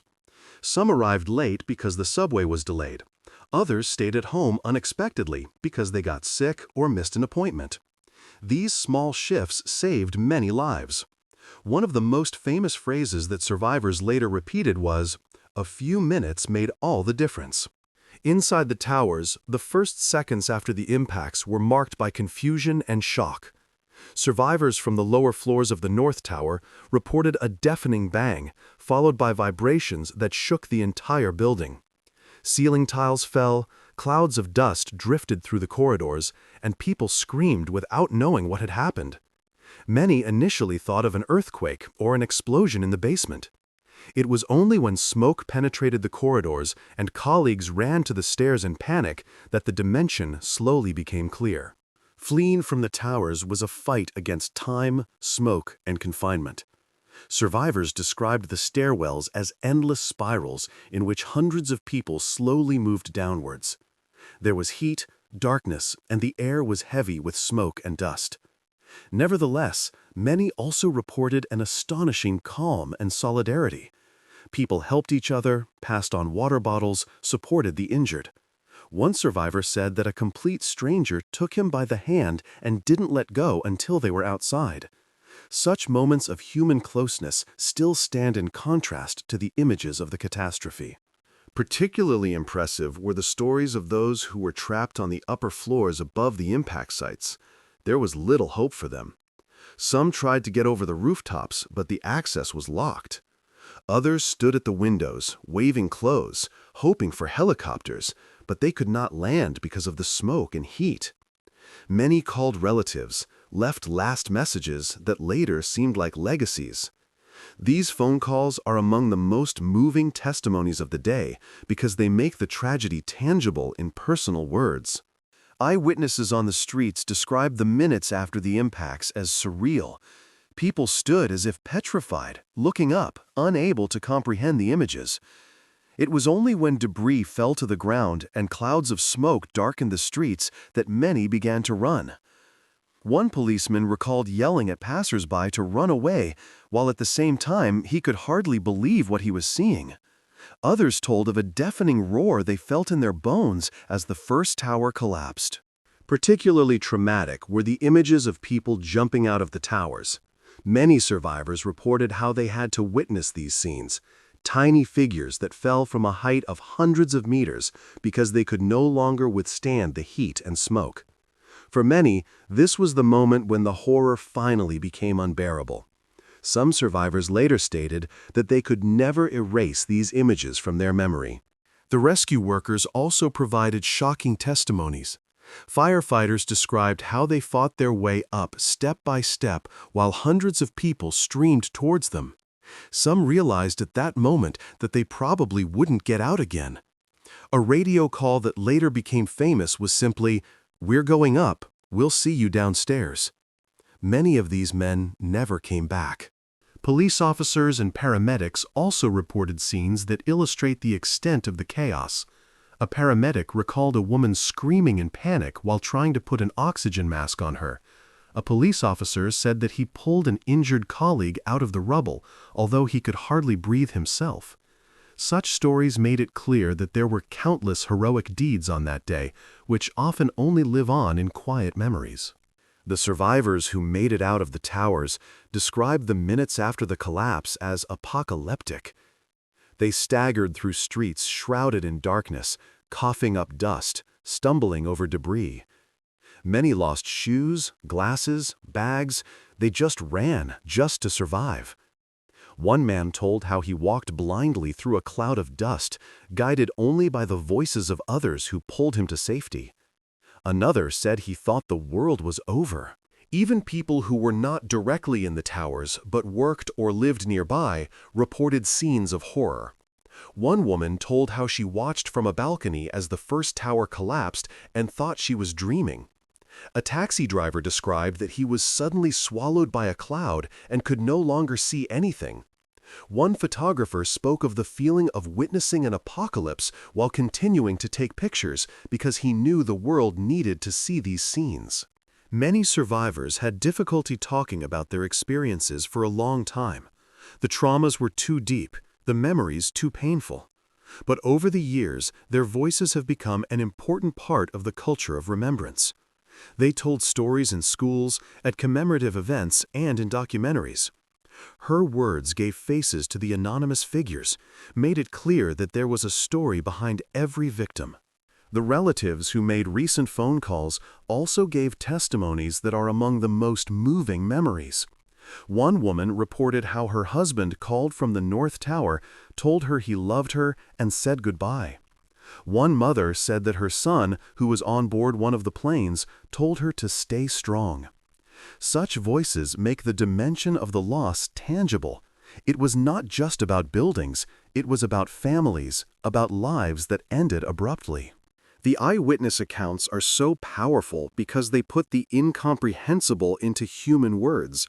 They do not describe 3,000 dead in abstract terms, but concrete encounters, faces, voices, last glances. They remind us that the disaster was not only a geopolitical event, but a human tragedy of inconceivable proportions. To this day, the voices of the survivors contribute to keeping September 11 in the collective consciousness. They warn against forgetting, they give names to the victims, and they show that humanity, solidarity, and courage existed in the midst of the horror. They say that even in the darkest hours, people were there for each other, held hands, encouraged each other, and did not give up until the last moment. Chapter 13. The Political Response in the U.S. September 11, 2001 was not only a day of disaster, but also a day on which the political leadership of the United States faced an unprecedented challenge. The attacks hit the country in the heart, both physically and psychologically. They not only claimed thousands of victims, but also answers to questions of security, strength, and retribution.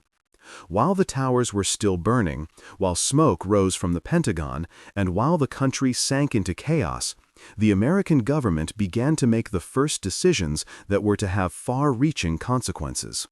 President George W. Bush was in Sarasota, Florida on the morning of the attacks, where he attended a primary school. The images of this moment went around the world. The president sitting in a classroom listening to children while his chief of staff whispered in his ear that a second plane had hit the tower. Bush's facial expression changed abruptly. He remained motionless, inwardly wrestling with the heaviness of the news. At that moment, he realized that the country was not only the victim of an accident, but the target of a coordinated attack. Shortly thereafter, Bush was brought to safety. The security precautions for the president immediately jumped to the highest alert level.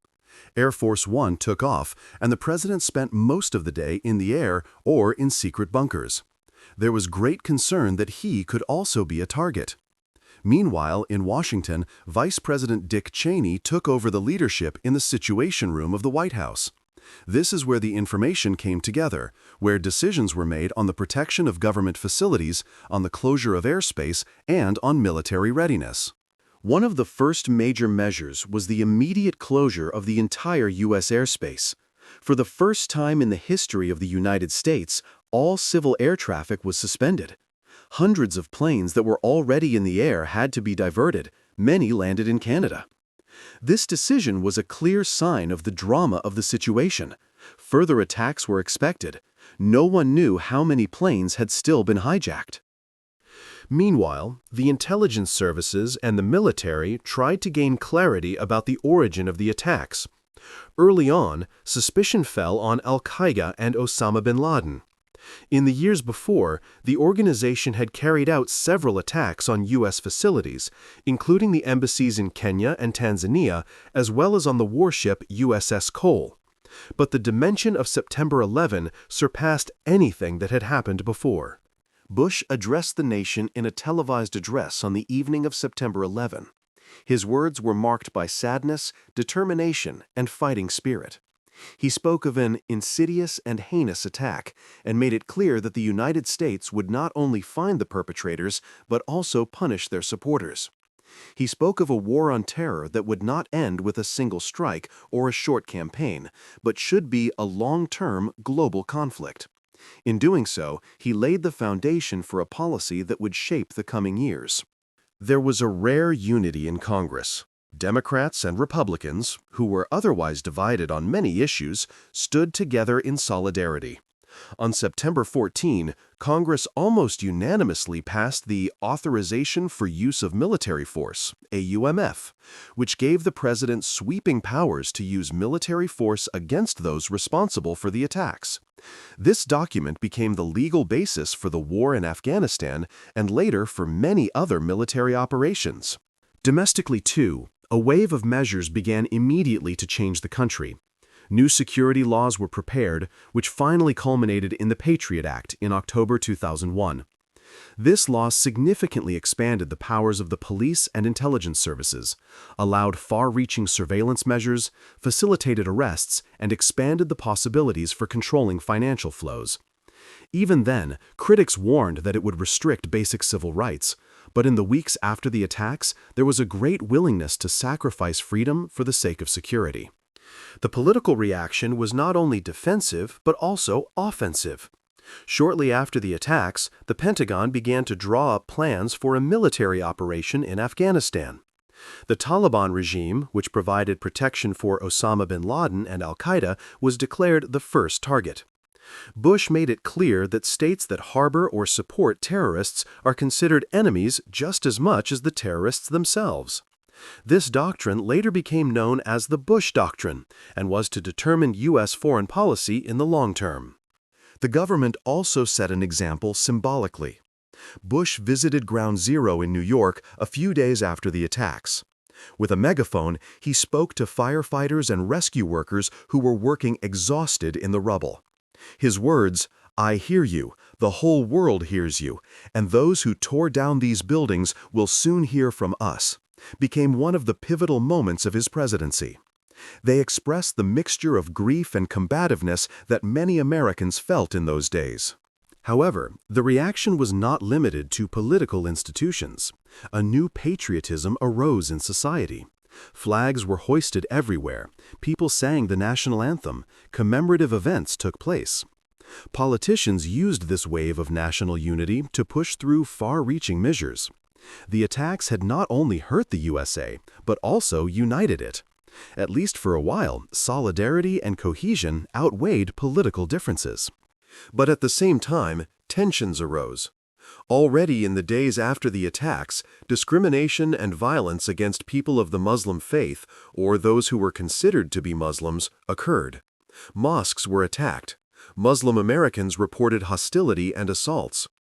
Although the political leadership tried to make it clear that the war was not being waged against Islam, but against terror, the mood in the country was heated. In the weeks that followed, numerous people were arrested who were linked to Al-Qaeda. The security authorities massively increased their activities. Airports have become high-security zones, new control mechanisms have been introduced, passengers have been rigorously checked. The feeling that September 11 had changed everything was omnipresent. Travel, communication, even everyday life on the streets were suddenly subject to new rules. So the U.S. political response was one of grief, determination, patriotism, and toughness. It led to laws that were still valid years later, to wars that altered the geopolitical balance, and to a reorganization of the security architecture. For many Americans, this was necessary and justified, but for others, it began a period of restriction of fundamental rights and intensification of international conflicts. In retrospect, it is clear that the political reaction on September 11 and in the weeks that followed not only provided answers to the immediate threat, but ushered in an entire era. The war on terror became the guiding principle that shaped the United States for years, both domestically and internationally. President Bush became the wartime president. His administration gained enormous power, and the world order shifted. The attacks had deeply wounded the United States, but they had also put the political leadership in a state where rapid, comprehensive, and tough responses seemed inevitable. These decisions shaped not only the period immediately after September 11, but the entire first half of the 21st century. Chapter 14. Global Shock Waves, Reactions Worldwide. September 11, 2001 was not just an attack on the United States, but an event that reached the entire world in real time. While the towers were still burning, images of New York were broadcast via satellite television to living rooms, offices, and shops on all continents. In Europe, it was early afternoon. In Asia and Australia, it was already evening or night. And everywhere, people were staring at the television screens on which the scenes of collapsing skyscrapers, clouds of dust, and desperate people were broadcast. It was as if the world had stood still for hours. The first reactions were shock and disbelief. Many initially believed it was an accident, a tragic failure of technology. But with the second impact on the South Tower, the dimension became clear. This was a coordinated attack. This realization shocked people worldwide. Politicians, journalists, and citizens spoke of a new Pearl Harbor, a turning point that would change everything. Terror, which had previously been considered something distant, had suddenly struck the heart of the Western world and made it clear that no place in the world was completely safe anymore. In Europe, governments reacted quickly with expressions of solidarity. Commemoration events were held in London, Berlin, Paris, and Rome, and many capitals had the American flag hoisted that same evening. NATO, whose collective defense clause had never been activated since its creation during the Cold War, said on September 12 that the attack on the United States would be considered an attack on all member states. This laid the foundation for unprecedented international cooperation, which was to lead to the war in Afghanistan. In Deutschland, die Konsternation war partikulär groß. Die Images von New York erinnerten Männer an die Vulnerabilität von modernen Metropolen und es quicklich bekannten wurde, dass selber der Attacanten hatten in Hamburg. Die Revelation, dass Part der Planung in Germany Theke genommen hat, lehnte zu intense Debatten about Integration, Surveillance und die Rolle von islamistischer Netzwerken in Europa. In Russia, too, President Vladimir Putin immediately expressed his sympathy and support for the United States. Russia itself had been struggling with Islamist terror for years, especially in the conflict with Chechnya. Putin took the opportunity to emphasize common ground and offer closer cooperation with the U.S. in the fight against terrorism. In Asia, reactions were mixed. Countries such as Japan, South Korea, and India immediately declared their solidarity with the U.S. and strongly condemned the attacks. In Pakistan, the government of Pervez Musharraf came under enormous pressure. As a neighboring country of Afghanistan, where the Taliban offered shelter to Al-Qaeda, Pakistan was suddenly the center of attention. The American government demanded Islamabad's full cooperation, and Musharraf had to perform a balancing act between international pressure and his own, partly radicalized population. In the Middle East, the reactions were more complex. Many governments, including Saudi Arabia, Egypt, and Jordan, officially condemned the attacks and expressed solidarity with the U.S. But at the same time, there were reports of people celebrating the attack on the streets. In parts of Palestine, scenes of groups cheering were filmed, while elsewhere, Palestinian leaders stressed that the majority felt grief and horror.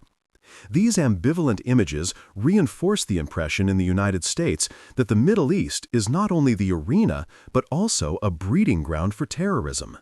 In Israel, September 11 was greeted with a mixture of solidarity and fear. Many Israelis saw parallels between the attacks in the U.S. and their own experiences with suicide bombings during the Second Intifada. The Israeli government immediately declared its support, offering intelligence that could be useful in the fight against Al-Qaeda. At the same time, the day reinforced the conviction that terrorism is a global threat that was not limited to the Middle East. African states also reacted with horror. Many recalled that they themselves had already been victims of Al-Qaeda, for example, in the bombings of the U.S. embassies in Kenya and Tanzania in 1998. Governments in Nairobi and Dar es Salaam spoke of shared pain and a united front against terror. In Latin America, numerous countries expressed their solidarity, including Brazil, Mexico, and Argentina. Cuba, traditionally an opponent of the United States, was unusually restrained and condemned the attacks, while Fidel Castro emphasized that terror is never justified. This attitude made it clear how much September 11 also crossed ideological boundaries.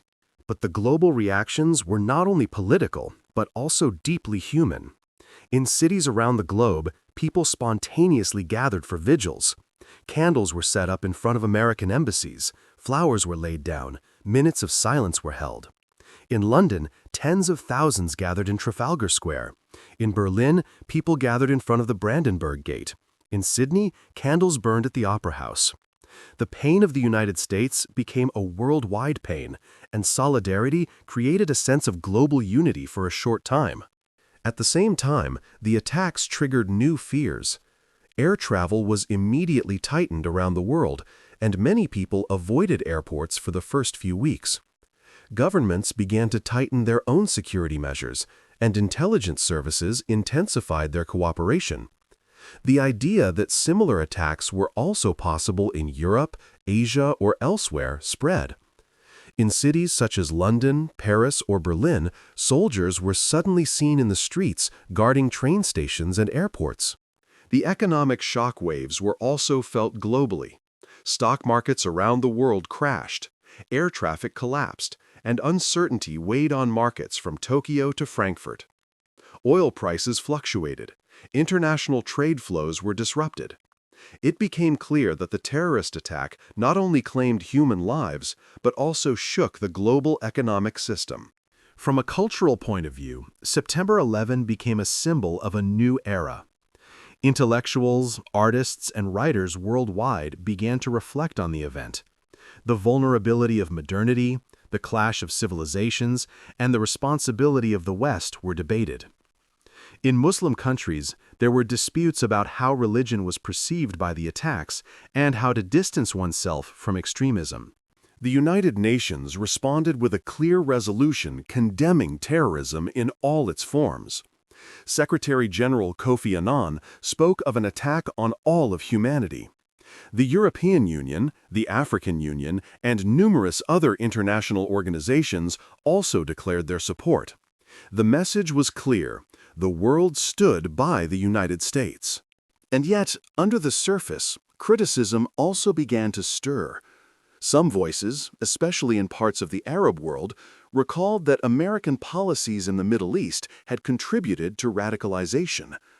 Others warned of a hasty military response that could spark new conflicts. These critical voices remained quieter in the shock of the first few days, but they announced the debates that were to be held in the coming years. September 11 was a global event because it was experienced in real time by billions of people. The reactions ranged from grief to solidarity to fear and mistrust. He created a worldwide community of remembrance that was united in the hours after the attacks, before the lines of political conflict reemerged. But for that brief moment, the world experienced something that rarely happens: a shared experience that crossed boundaries and brought humanity to the forefront. Chapter 15. The Role of the Media. Live Images of a Disaster. September 11, 2001 was not only the day of an unprecedented disaster, but also a day on which the media played a central role. It is considered the first truly global live event of the 21st century. Within minutes, the images of the burning towers, the collapsing buildings, and the panicked fleeing people could be seen in all parts of the world. Television, radio, newspapers, and later also the internet not only shaped the perception of the events, but also became part of history themselves. Millions of people learned about terror not through sirens or personal experiences, but through live images that have been indelibly burned into the collective memory. On the morning of September 11, many American television stations were still broadcasting their usual programs. Morning shows covered politics, economics, or lifestyle topics, while reporters talked about everyday events. At 8:46 a.m., when Flight AA-11 hit the North Tower of the World Trade Center, everything changed. At first, there were only a few local camera crews and tourists who filmed the cloud of smoke. These images were transmitted to national broadcasters within a few minutes. Commentators initially spoke of a possible accident, a plane that gets lost, or a technical breakdown. In those first minutes, no one could imagine that it was a planned terrorist attack. But only 17 minutes later, at 9:03 a.m., Flight UA-175 raced into the South Tower, and this time, numerous cameras broadcast the impact live. Millions of viewers around the world watched in real time as the second plane crashed into the building, triggering a massive explosion of fire. This moment was the turning point. From now on, it was clear that it was not an accident. The live broadcast turned a local disaster into a worldwide trauma. People sat in offices, cafes, or living rooms and stared at the screens, stunned by the violence that unfolded before their eyes. The role of the media on that day was paradoxical. On the one hand, they provided essential information, helped to warn people, and showed the dimension of the disaster. On the other hand, they transmitted images that were so shocking that they traumatized many viewers. Especially the scenes of people jumping out of the towers caused horror worldwide. Some broadcasters decided to show these images only briefly or not at all. Others broadcast them several times. In the debate that followed, there was a lot of discussion about whether it was right to broadcast the most extreme scenes unfiltered, or whether this violated the dignity of the victims. The collapse of the two towers was also broadcast live. At 9:59 a.m., the South Tower collapsed, followed by the North Tower at 10:28 a.m. Both times, the television stations showed the dramatic images without delay. Millions of people saw huge clouds of dust and smoke cover Manhattan, people running away in panic, reporters coughing and water-eyed trying to continue their work. These images were so impressive that they were repeated countless times in the following days and became a symbol of powerlessness and horror for many viewers. Newspapers were faced with the challenge of documenting an event that was unfolding at a pace that overwhelmed the traditional production rhythm. Many daily newspapers were only able to print the first information on September 12, but their front pages still went around the world. Photos of the burning towers, of the cloud of smoke over Manhattan, and of the Pentagon became iconic images that are still present in archives today. The Internet played a comparatively new role in 2001, but September 11 accelerated its importance. News websites collapsed under the load of traffic, while forums, chat rooms, and initial blogs were used by people to exchange information. Many relatives searched online for missing persons lists, posted photos and names in the hope of getting clues. September 11 was thus also a turning point for digital communication. It showed how quickly information could be disseminated worldwide, but also how susceptible systems were to overloads. The media coverage created a collective memory. People around the world were later able to tell exactly where they were when they saw the images of the attacks. The moment when the second plane hit the South Tower became one of those historical scenes that shape the memory, like the assassination of Kennedy or the moon landing. The difference was that it was not a triumph or a national drama, but a collective experience of horror. However, the media played a role not only in conveying the images, but also in the political interpretation of the events. While the rescue workers were still searching in the rubble, reporters and commentators began to speculate about the possible background. Names such as Osama bin Laden appeared on the broadcasts, and experts on terrorism explained to viewers that it was probably an attack by Islamist extremists. This early framing had a considerable influence on perception and political discussion. The round-the-clock coverage of the major broadcasters meant that the attacks were the only topic for days. Images were repeated in endless loops. Reporters stood in the streets of Manhattan or in front of the Pentagon, while smoke rose in the background. The intensity of the reporting intensified the collective traumatization. People could hardly escape the topic, whether they were turning on the TV, listening to the radio, or opening a newspaper. Critics later accused the media of increasing fear in the country with their continuous loop, and thus laying the foundation for hasty political decisions. Others emphasized that it was the task of the media to make the dimension of the disaster visible, and that people had a right to see the truth in all its harshness. The symbolism that emerged in the reporting was particularly formative. Terms such as Ground Zero, War on Terror, or 9/11 were spread by the media in the days after the attacks and quickly established themselves as collective ciphers. The imagery, the smoking towers, the American flag, the firefighters in the rubble, was also established by the media. These symbols shaped not only the culture of remembrance, but also political rhetoric. In retrospect, it becomes clear that September 11 changed the media landscape permanently. It was a turning point where global real-time communication showed its full power. Millions of people experienced the disaster together, even though they were thousands of kilometers away. The images created a collective experience that continues to have an impact today. At the same time, it became clear that the power of the media also brings with it responsibility. Responsibility to deal sensitively with images of horror without concealing their reality. September 11 remains an event that is inextricably linked to its media mediation. Without the live images, it would have remained one attack among many, terrible, but perhaps regionally limited in its effect. With the images, however, it became a global trauma, a symbol of vulnerability and terror that changed the world order. Chapter 16. Who is behind Al-Qaeda?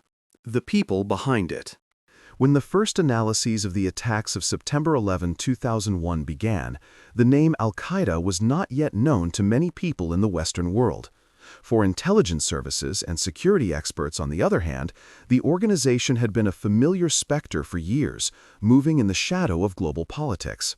September 11 brought this shadow organization into the glaring light of the public. Suddenly, everyone wanted to know, who is behind this group? Who were the men who dared to strike the most powerful nation in the world right in the heart? And how could it happen that a network of caves and camps in Afghanistan was able to deliver such a precise and devastating blow? At the center was a figure who soon became synonymous with terrorism, Osama bin Laden. The son of a Saudi millionaire, he fought against the Soviet occupation in the Afghan War in the 1980s, where he built up a network of fighters, financiers, and Islamist ideologues. He knew how to use his origins as the son of an influential building contractor family to secure financial resources and at the same time take on a charismatic leadership role. For many who sought orientation in the conflicts of the Islamic world, bin Laden became a symbolic figure of a religiously dressed resistance against the West. But Al-Qaeda was much more than the idea of an individual. The organization emerged as a kind of umbrella organization for Islamist fighters who were looking for a new mission after the withdrawal of the Soviets from Afghanistan. It united men from Saudi Arabia, Egypt, Yemen, Pakistan, and many other countries united in a common goal: to fight Western influence in the Middle East and the Muslim world. What began as a loose association of veterans evolved into a highly organized network that provided training, funding, and ideological training. An important architect in the background was Ayman al-Zawahiri, an Egyptian doctor and Islamist who was already active in radical circles in the 1970s. He brought not only ideology, but also organizational experience. While bin Laden often appeared as a charismatic leader, al-Zawahiri was the strategist who turned the theories of jihad into a systematic movement. Together, they formed the core of Al-Qaeda, bin Laden as a symbolic figure, al-Zawahiri as a mastermind. In addition, there was Khalid Sheikh Mohammed, the man who developed the actual plan for the attacks. He had already proposed the idea of hijacking civilian aircraft and using them as weapons in the 1990s. This vision met with approval from bin Laden because it had the potential to attract maximum attention. Khalid Sheikh Mohammed brought in the know-how, contacts, and willingness to work out the logistical details. He thus became the operational head behind 9/11. But Al-Qaeda's strength was not only in its leadership. The network was decentralized and used modern communication to mobilize followers worldwide. In Afghanistan under the Taliban, Al-Qaeda ran training camps in which young men from all over the world received military and ideological training. There, they not only learned how to use weapons, but were also indoctrinated in a radical interpretation of Islam that justified violence as a legitimate way against infidels and enemies of Islam. The financing of Al-Qaeda was carried out through a complex network. Donations from wealthy sympathizers from the Gulf region played a role, as did front organizations that acted as charities. Bin Laden's own fortune also flowed into the structures. In addition, there were illegal sources of income, such as smuggling, extortion, and money laundering. Al-Qaeda was a master at moving funds through banks, shell companies, and international channels, so that the financing of the attacks on September 11 was possible with relatively small sums. Ideologically, Al-Qaeda relied on a radical interpretation of jihad. For bin Laden and his comrades in arms, the presence of American troops in Saudi Arabia after the Gulf War in 1991 was an intolerable provocation. They saw it as an occupation of holy Islamic sites and declared war on the United States. In addition, there was the U.S. support for Israel, the sanctions against Iraq in the 1990s, and the general intervention of the West in the Muslim world. In propaganda writings and videos, bin Laden therefore presented the attacks as a defense, as a response to an alleged aggression by the West. The structure of Al-Qaeda was set up in such a way that it was difficult to fight. There was no central army, no fixed borders, no territory in the classical sense. Instead, the organization consisted of cells that were loosely connected but ideologically united. These cells were able to act independently of each other, making it difficult for Western intelligence agencies to take them out. The Hamburg cell, which later played a central role in the 9/11 attacks, was an example of this way of working. Students who seemed to live an integrated life while secretly planning the largest terrorist attack of modern times. In addition to the operational leaders, there were numerous other backers. Ramzi bin al-Shibh, a close confidant of Muhammad Atta, was responsible for coordination. Mustafa al-Hawsawi took care of the finances and logistics. These men mostly acted in secret, traveled with forged passports, lived in changing apartments, and used cover identities. They were the invisible hands that enabled the attackers to enter the United States, settle in, and complete their training. Particularly noteworthy was Al-Qaeda's ability to use modern technology. As early as the late 1990s, the organization was working with encrypted messages, internet forums, and satellite phones. It knew how to turn globalization against its creators. Aeroplanes, banks, communications, everything that connected the Western world was turned into weapons by Al-Qaeda. The protection of the Taliban in Afghanistan was another decisive factor. The Islamist regime offered bin Laden and his followers places of retreat, training camps, and political backing. In return, it benefited from financial support and international attention. The alliance between the Taliban and Al-Qaeda made it inevitable for the U.S. to target Afghanistan after 9/11. But Al-Qaeda was never just an organization in the strict sense. It was also an idea, a movement that inspired other groups. Even before 2001, there were offshoots in North Africa, the Middle East, and Southeast Asia. The attacks in New York and Washington were intended to serve as a beacon to persuade Muslims worldwide to revolt against the West. Bin Laden saw himself as the leader of a global struggle that was not bound by national borders. The people behind 9/11 were therefore not an anonymous mass, but a network of clearly defined figures with specific roles. They combined money, ideology, logistics, and operational planning into a deadly mixture. While the world was still looking for explanations in the days after the attacks, it was already clear to many intelligence services. The handwriting unmistakably bore the name Al-Qaeda. The revelations about the people behind it shook the world even more.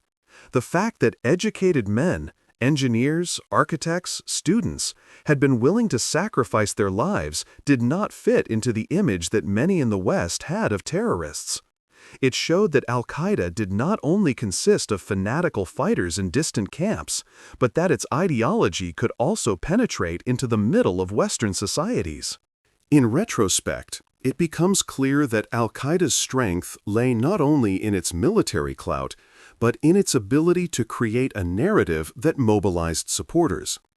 September 11 was the cruelest chapter of this narrative, a demonstration of how a handful of men, controlled by a conspiratorial leadership, could shake up the world order. Chapter 17: The FBI, the CIA, and the Puzzle of Warning Signs. Looking back at September 11, 2001, the question always arises as to whether the attacks could have been prevented. At the latest, after the perpetrators and the people behind the attack were identified, it became clear that many pieces of the puzzle already existed before the day of the attack, scattered across various intelligence services, police authorities, and foreign intelligence services. But the puzzle was not put together. The warning signals remained fragmentary, and there was a lack of coordination in the decisive moments. The relationship between the FBI, which was responsible for internal security, and the CIA, which operated abroad, was marked by rivalry. These structural deficits were one of the reasons why the world's largest security power was able to be surprised by a group of 19 terrorists. As early as the 1990s, the CIA had collected several references to Osama bin Laden and Al-Qaeda. After the attacks on the U.S. embassies in Nairobi and Dar es Salaam in 1998, bin Laden was on the list of the most wanted terrorists. President Bill Clinton had already authorized missile strikes on Al-Qaeda camps in Afghanistan, but those operations failed. Bin Laden remained hidden while Al-Qaeda continued to plan attacks. At the same time, the name Khalid Sheikh Mohammed, the mastermind of 9/11, was known to the authorities, after he had already presented plans for similar attacks. But the information remained scattered, often classified as not concrete. In 2000, there were further warning signs. The so-called Millennium Conspiracy, which planned attacks on airports in the U.S. and tourists in Jordan, was thwarted, but it showed that Al-Qaeda had the ability to conduct international operations. Shortly afterwards, the Hamburg cell around Mohammed Atta became the target of European services, but its true significance was not recognized. Atta and his fellow campaigners traveled back and forth between Germany, Spain, and the USA, rented apartments, attended flight schools, all activities that later seemed like alarm signals, but remained under the radar at the time. A particularly sensitive point was the training of the assassins at American flight schools. Several of them, including Marwan al-Sheikhi and Ziad Jarrah, received pilot training in Florida. Flight instructors reported that some students behaved conspicuously, as they were hardly interested in takeoff and landing procedures, but mainly in controlling in the air. One of the flight instructors even reported his concerns to the authorities. But the clues came to nothing because no one had the idea that terrorists could use aeroplanes as weapons. In the summer of 2001, the warnings piled up. American intelligence had received information that an attack could be imminent. On August 6th, President Bush received a daily security briefing titled, "Bin Laden Determined to Strike in U.S." It explicitly warned that Al-Qaeda might be planning aeroplane hijackings. But the memo was vague, did not contain exact dates or locations, and so it remained without concrete consequences. The CIA also had knowledge of two Al-Qaeda members, Nawaf al-Hazmi and Khalid al-Midhar, who were involved in a meeting in Malaysia as early as 2000. Both later traveled to the United States, where they were involved in the attacks. But this information was not shared with the FBI in time. When the FBI searched for them months later, it was too late. The men were already living unmolested in California. This communication gap was later seen as one of the most serious failures. The FBI itself also had clues. In Minnesota, in August 2001, a student pilot named Zacharias Moussaoui, who later became known as the 20th hijacker, came forward. He had been arrested for exhibiting suspicious behavior. The FBI in Minneapolis wanted to request a house search to evaluate his laptop, but did not receive permission from Washington because the legal basis seemed too weak. After the attacks, it turned out that Moussaoui had direct ties to Al-Qaeda. If his computer had been searched, it might have been possible to uncover connections to the other attackers. The lack of coordination between the FBI and the CIA was a structural problem. The CIA withheld information to protect sources, while the FBI was primarily interested in criminal prosecution. There was hardly any systematic exchange. In addition, there was a general problem within the U.S. authorities. Terrorism was often seen as a threat abroad, not as an immediate danger at home. The idea that Al-Qaeda could be able to strike in the middle of the U.S. was considered unlikely by many. After September 11, it became clear how many pieces of the puzzle existed. Flight students, visa violations, conspicuous money transfers, warnings from foreign services. All of this would have combined to create a picture that would at least have made it possible to raise an alarm. Instead, the clues remained isolated. The later 9/11 Committee of Inquiry spoke of a failure of imagination. No one could imagine that an attack of this kind was possible, even though the building blocks were available. For the relatives of the victims, this realization was painful. It was not only an attack from the outside, but also a failure within that had made it possible. Many wondered why, despite the enormous resources, their government had not been able to stop 19 men who had been preparing for months on American soil. The result was a radical restructuring of the security architecture. With the creation of the Department of Homeland Security and the introduction of the Patriot Act, the powers of the authorities were expanded. The exchange of information should be improved. Borders should be monitored more closely, and surveillance should be intensified.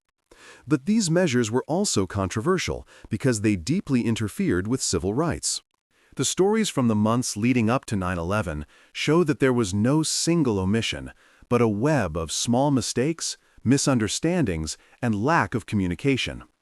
There were investigators who became suspicious, but their warnings were ignored. There were analyses that identified threats, but they were not taken seriously enough. There were clues pointing to specific people, but they remained in drawers. In retrospect, it was often discussed whether the attacks were unavoidable or whether they could have been prevented. Probably the truth lies in between. Even with better information, it would have been difficult to stop all 19 men in time. But many experts agree. If there had been better cooperation between the FBI and the CIA, at least some of the perpetrators would have been noticed, and perhaps that would have been enough to thwart the plan. The puzzle of warning signals remains a reminder of the importance of information exchange and international cooperation. It shows that even the most powerful nation in the world is vulnerable when its own institutions do not work together. September 11 was not only a victory for Al-Qaeda, but also bitter proof of the weaknesses of a system that was unaware of its own vulnerability. Chapter 18: The World Economy in a State of Shock. September 11, 2001 was not only a human and political catastrophe, but also an economic shock whose effects reached far beyond the borders of the United States.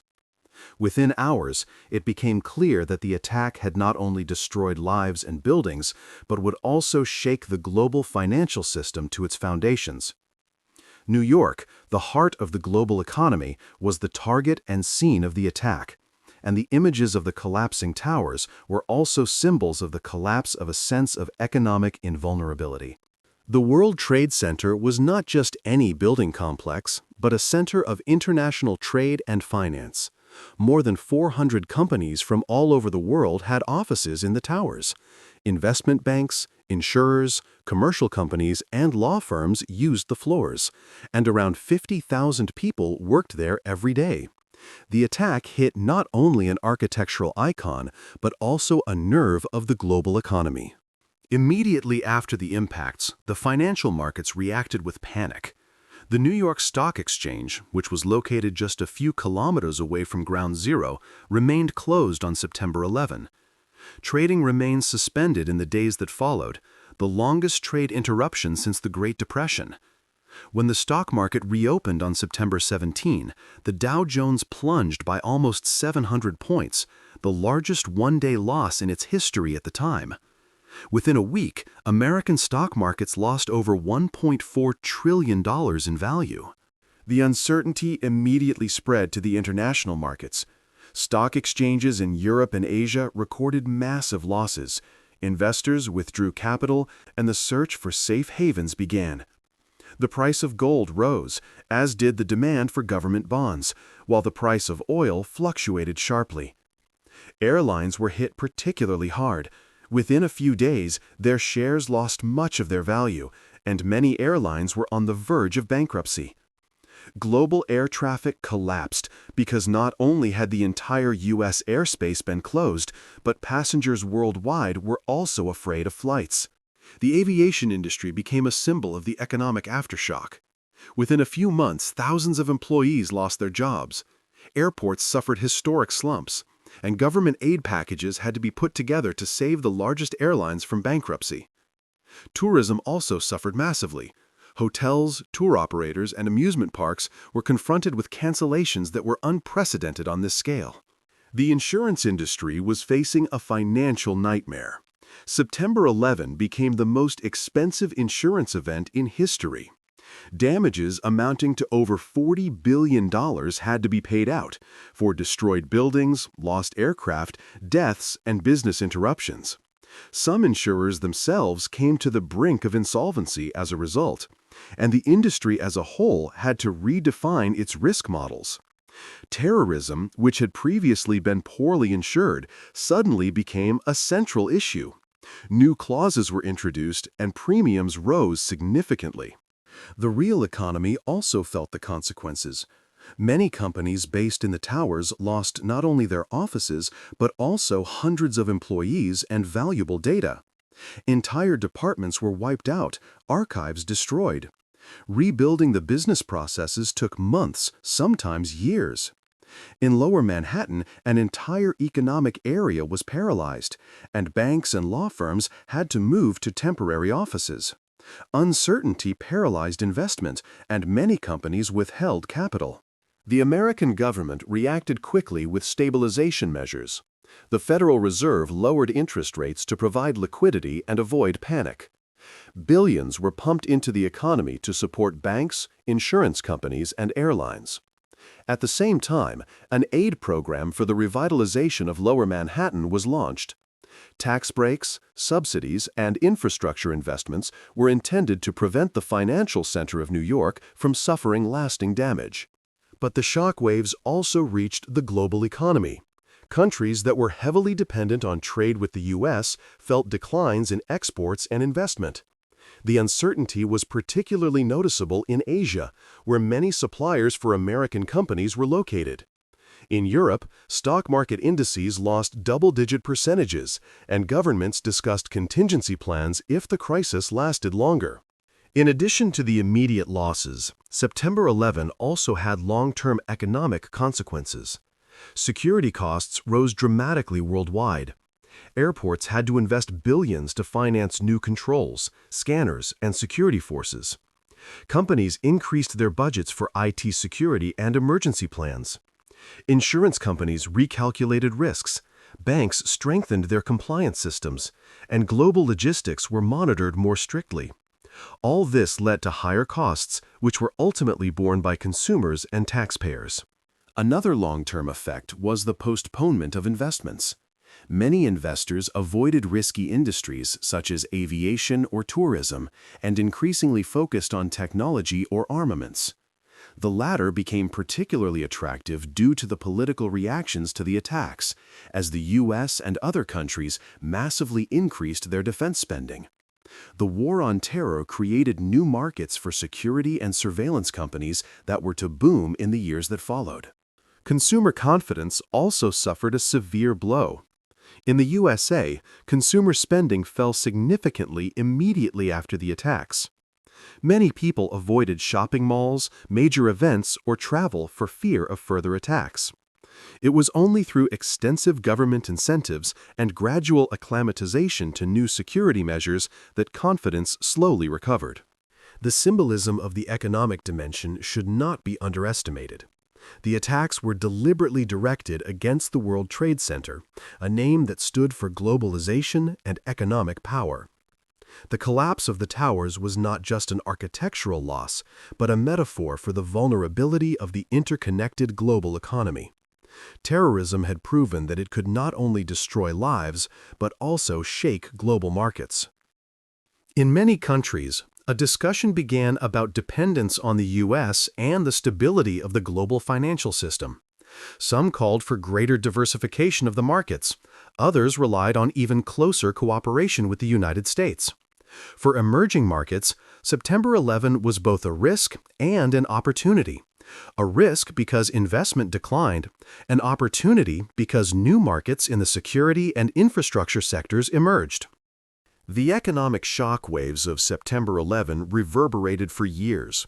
Even though the markets recovered comparatively quickly, the awareness remained that terrorism could shake the foundations of the global economy at any time.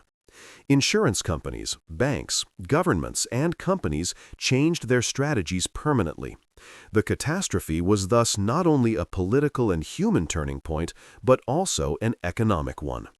In retrospect, it is clear that September 11 led globalization into a new phase. The open, interconnected world has not been abandoned, but it has been more regulated, monitored more closely, and accompanied by uncertainty. The economy learned that prosperity and growth always depend on security, and that this security was more fragile than had long been believed. Chapter 19: The War in Afghanistan, the Beginning of a New Era. Only a few weeks after the attacks of September 11, 2001, the world found itself in a new geopolitical reality. The United States had declared the war on terror, and the first battlefield was to be Afghanistan. There, in the rugged mountains and valleys, the Taliban regime offered shelter to the terrorist organization Al-Qaeda, whose leader Osama bin Laden was considered the mastermind of the attacks. For the U.S., this was not only a question of retaliation, but also a demonstration of power. It wanted to show that no attack would go unpunished and that any state that harbored terrorists would have to face consequences. The Taliban, an Islamist movement that took power in Afghanistan in the mid-1990s, controlled most of the country. They had established a regime based on an extremely strict interpretation of Islamic law. Women were almost completely banned from public life. Music, cinema, and modern education were banned, and public executions were commonplace. For Al-Qaeda, this environment offered the perfect retreat.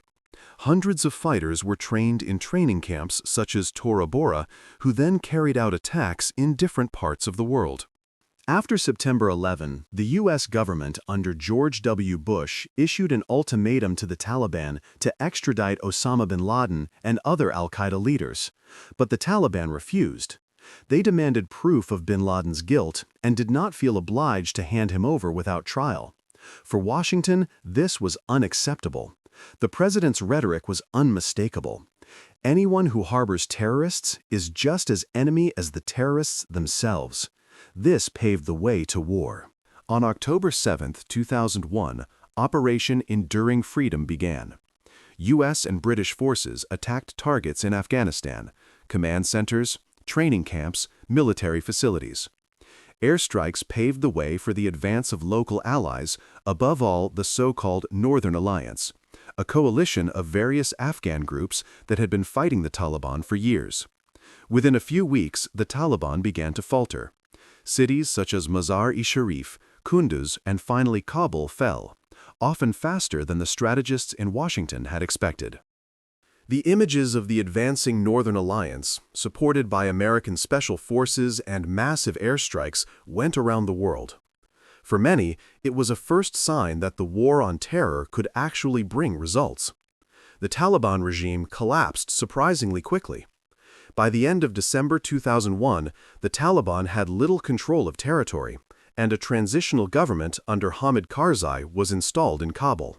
But while the regime had fallen, the leadership of Al-Qaeda escaped.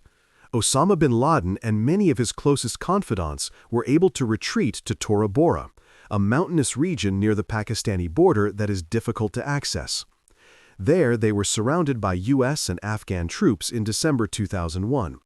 But instead of advancing into the caves with ground troops, the Americans relied on airstrikes and the support of local militias. Bin Laden escaped, a mistake that was later described by many military analysts as a missed opportunity. Despite this failure, the war in Afghanistan was celebrated as a success in the first few months.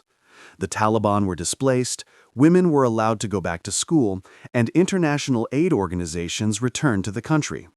Reconstruction began, supported by billions in aid money from the USA, Europe, and the United Nations. But it soon became clear that victory on the battlefield did not mean the end of the conflict. Afghanistan was a country torn apart by decades of war.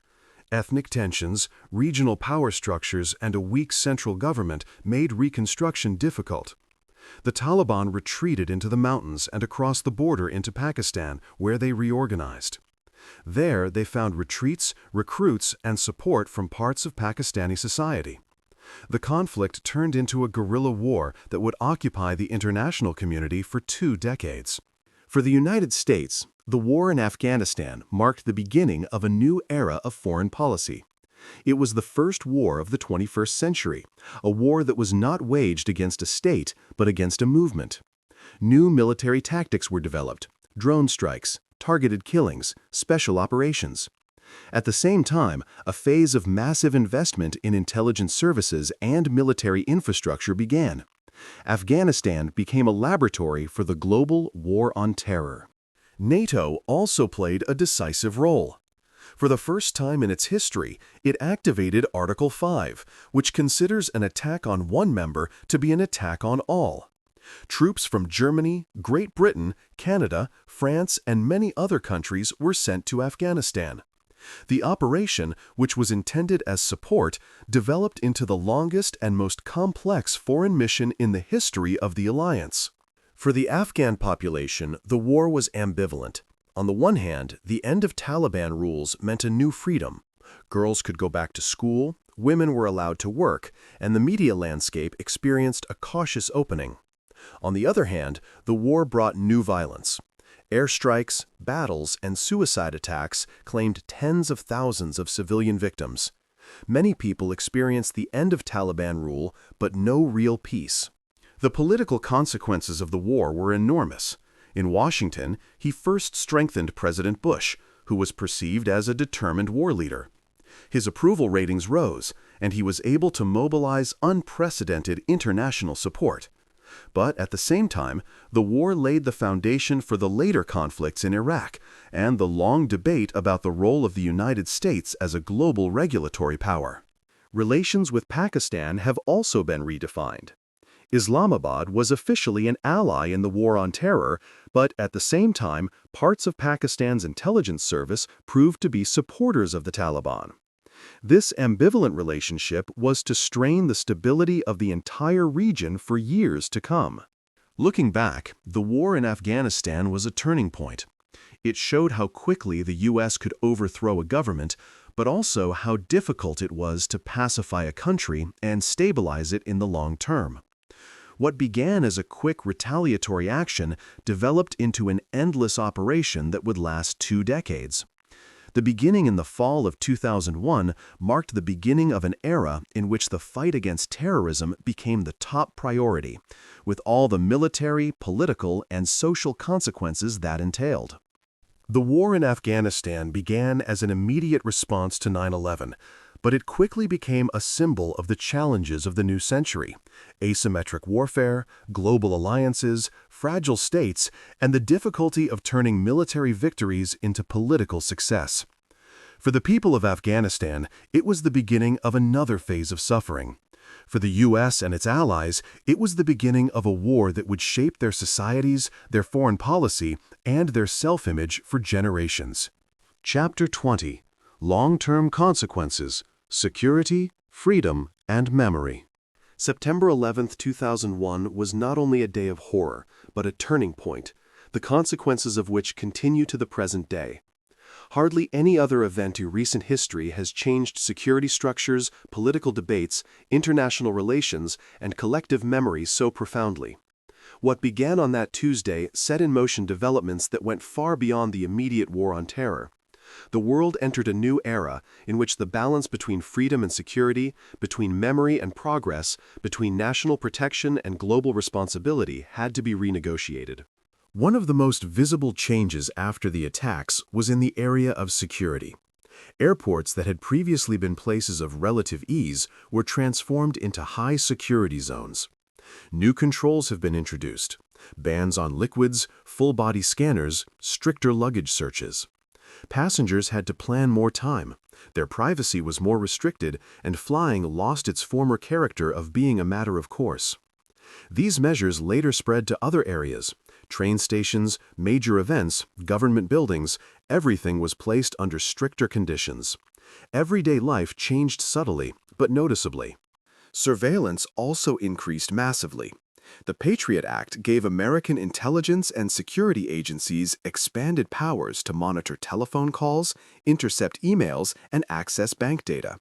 Similar laws were created in many other countries.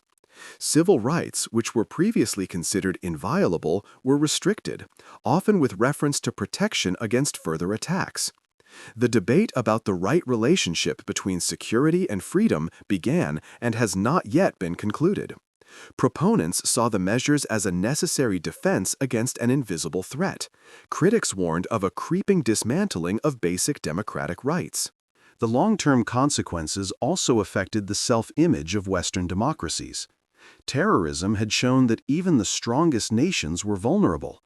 In the United States, this led to a patriotism that initially welded together, but later also contributed to division. The wars in Afghanistan and Iraq, which were waged in the name of fighting terrorism, sparked discussions about whether the U.S. was abusing its power or whether it was actually acting as a defender of freedom. Similar debates have arisen in Europe, for example about the role of intelligence services, torture practices such as waterboarding, or the use of secret CIA prisons. International politics was permanently shaped by 9/11.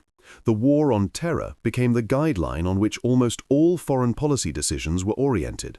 Alliances changed, new coalitions emerged, old tensions came to light.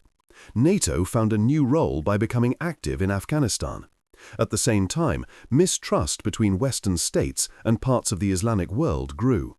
For many Muslims, the period after September 11 was marked by stigmatization, suspicious looks at the airport, tighter controls, an atmosphere of mistrust.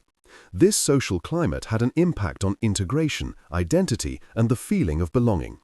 Economically, the shock also reverberated for a long time. The attacks had shown how susceptible the globalized economy was to terror. New insurance models were created, security costs rose, investments shifted.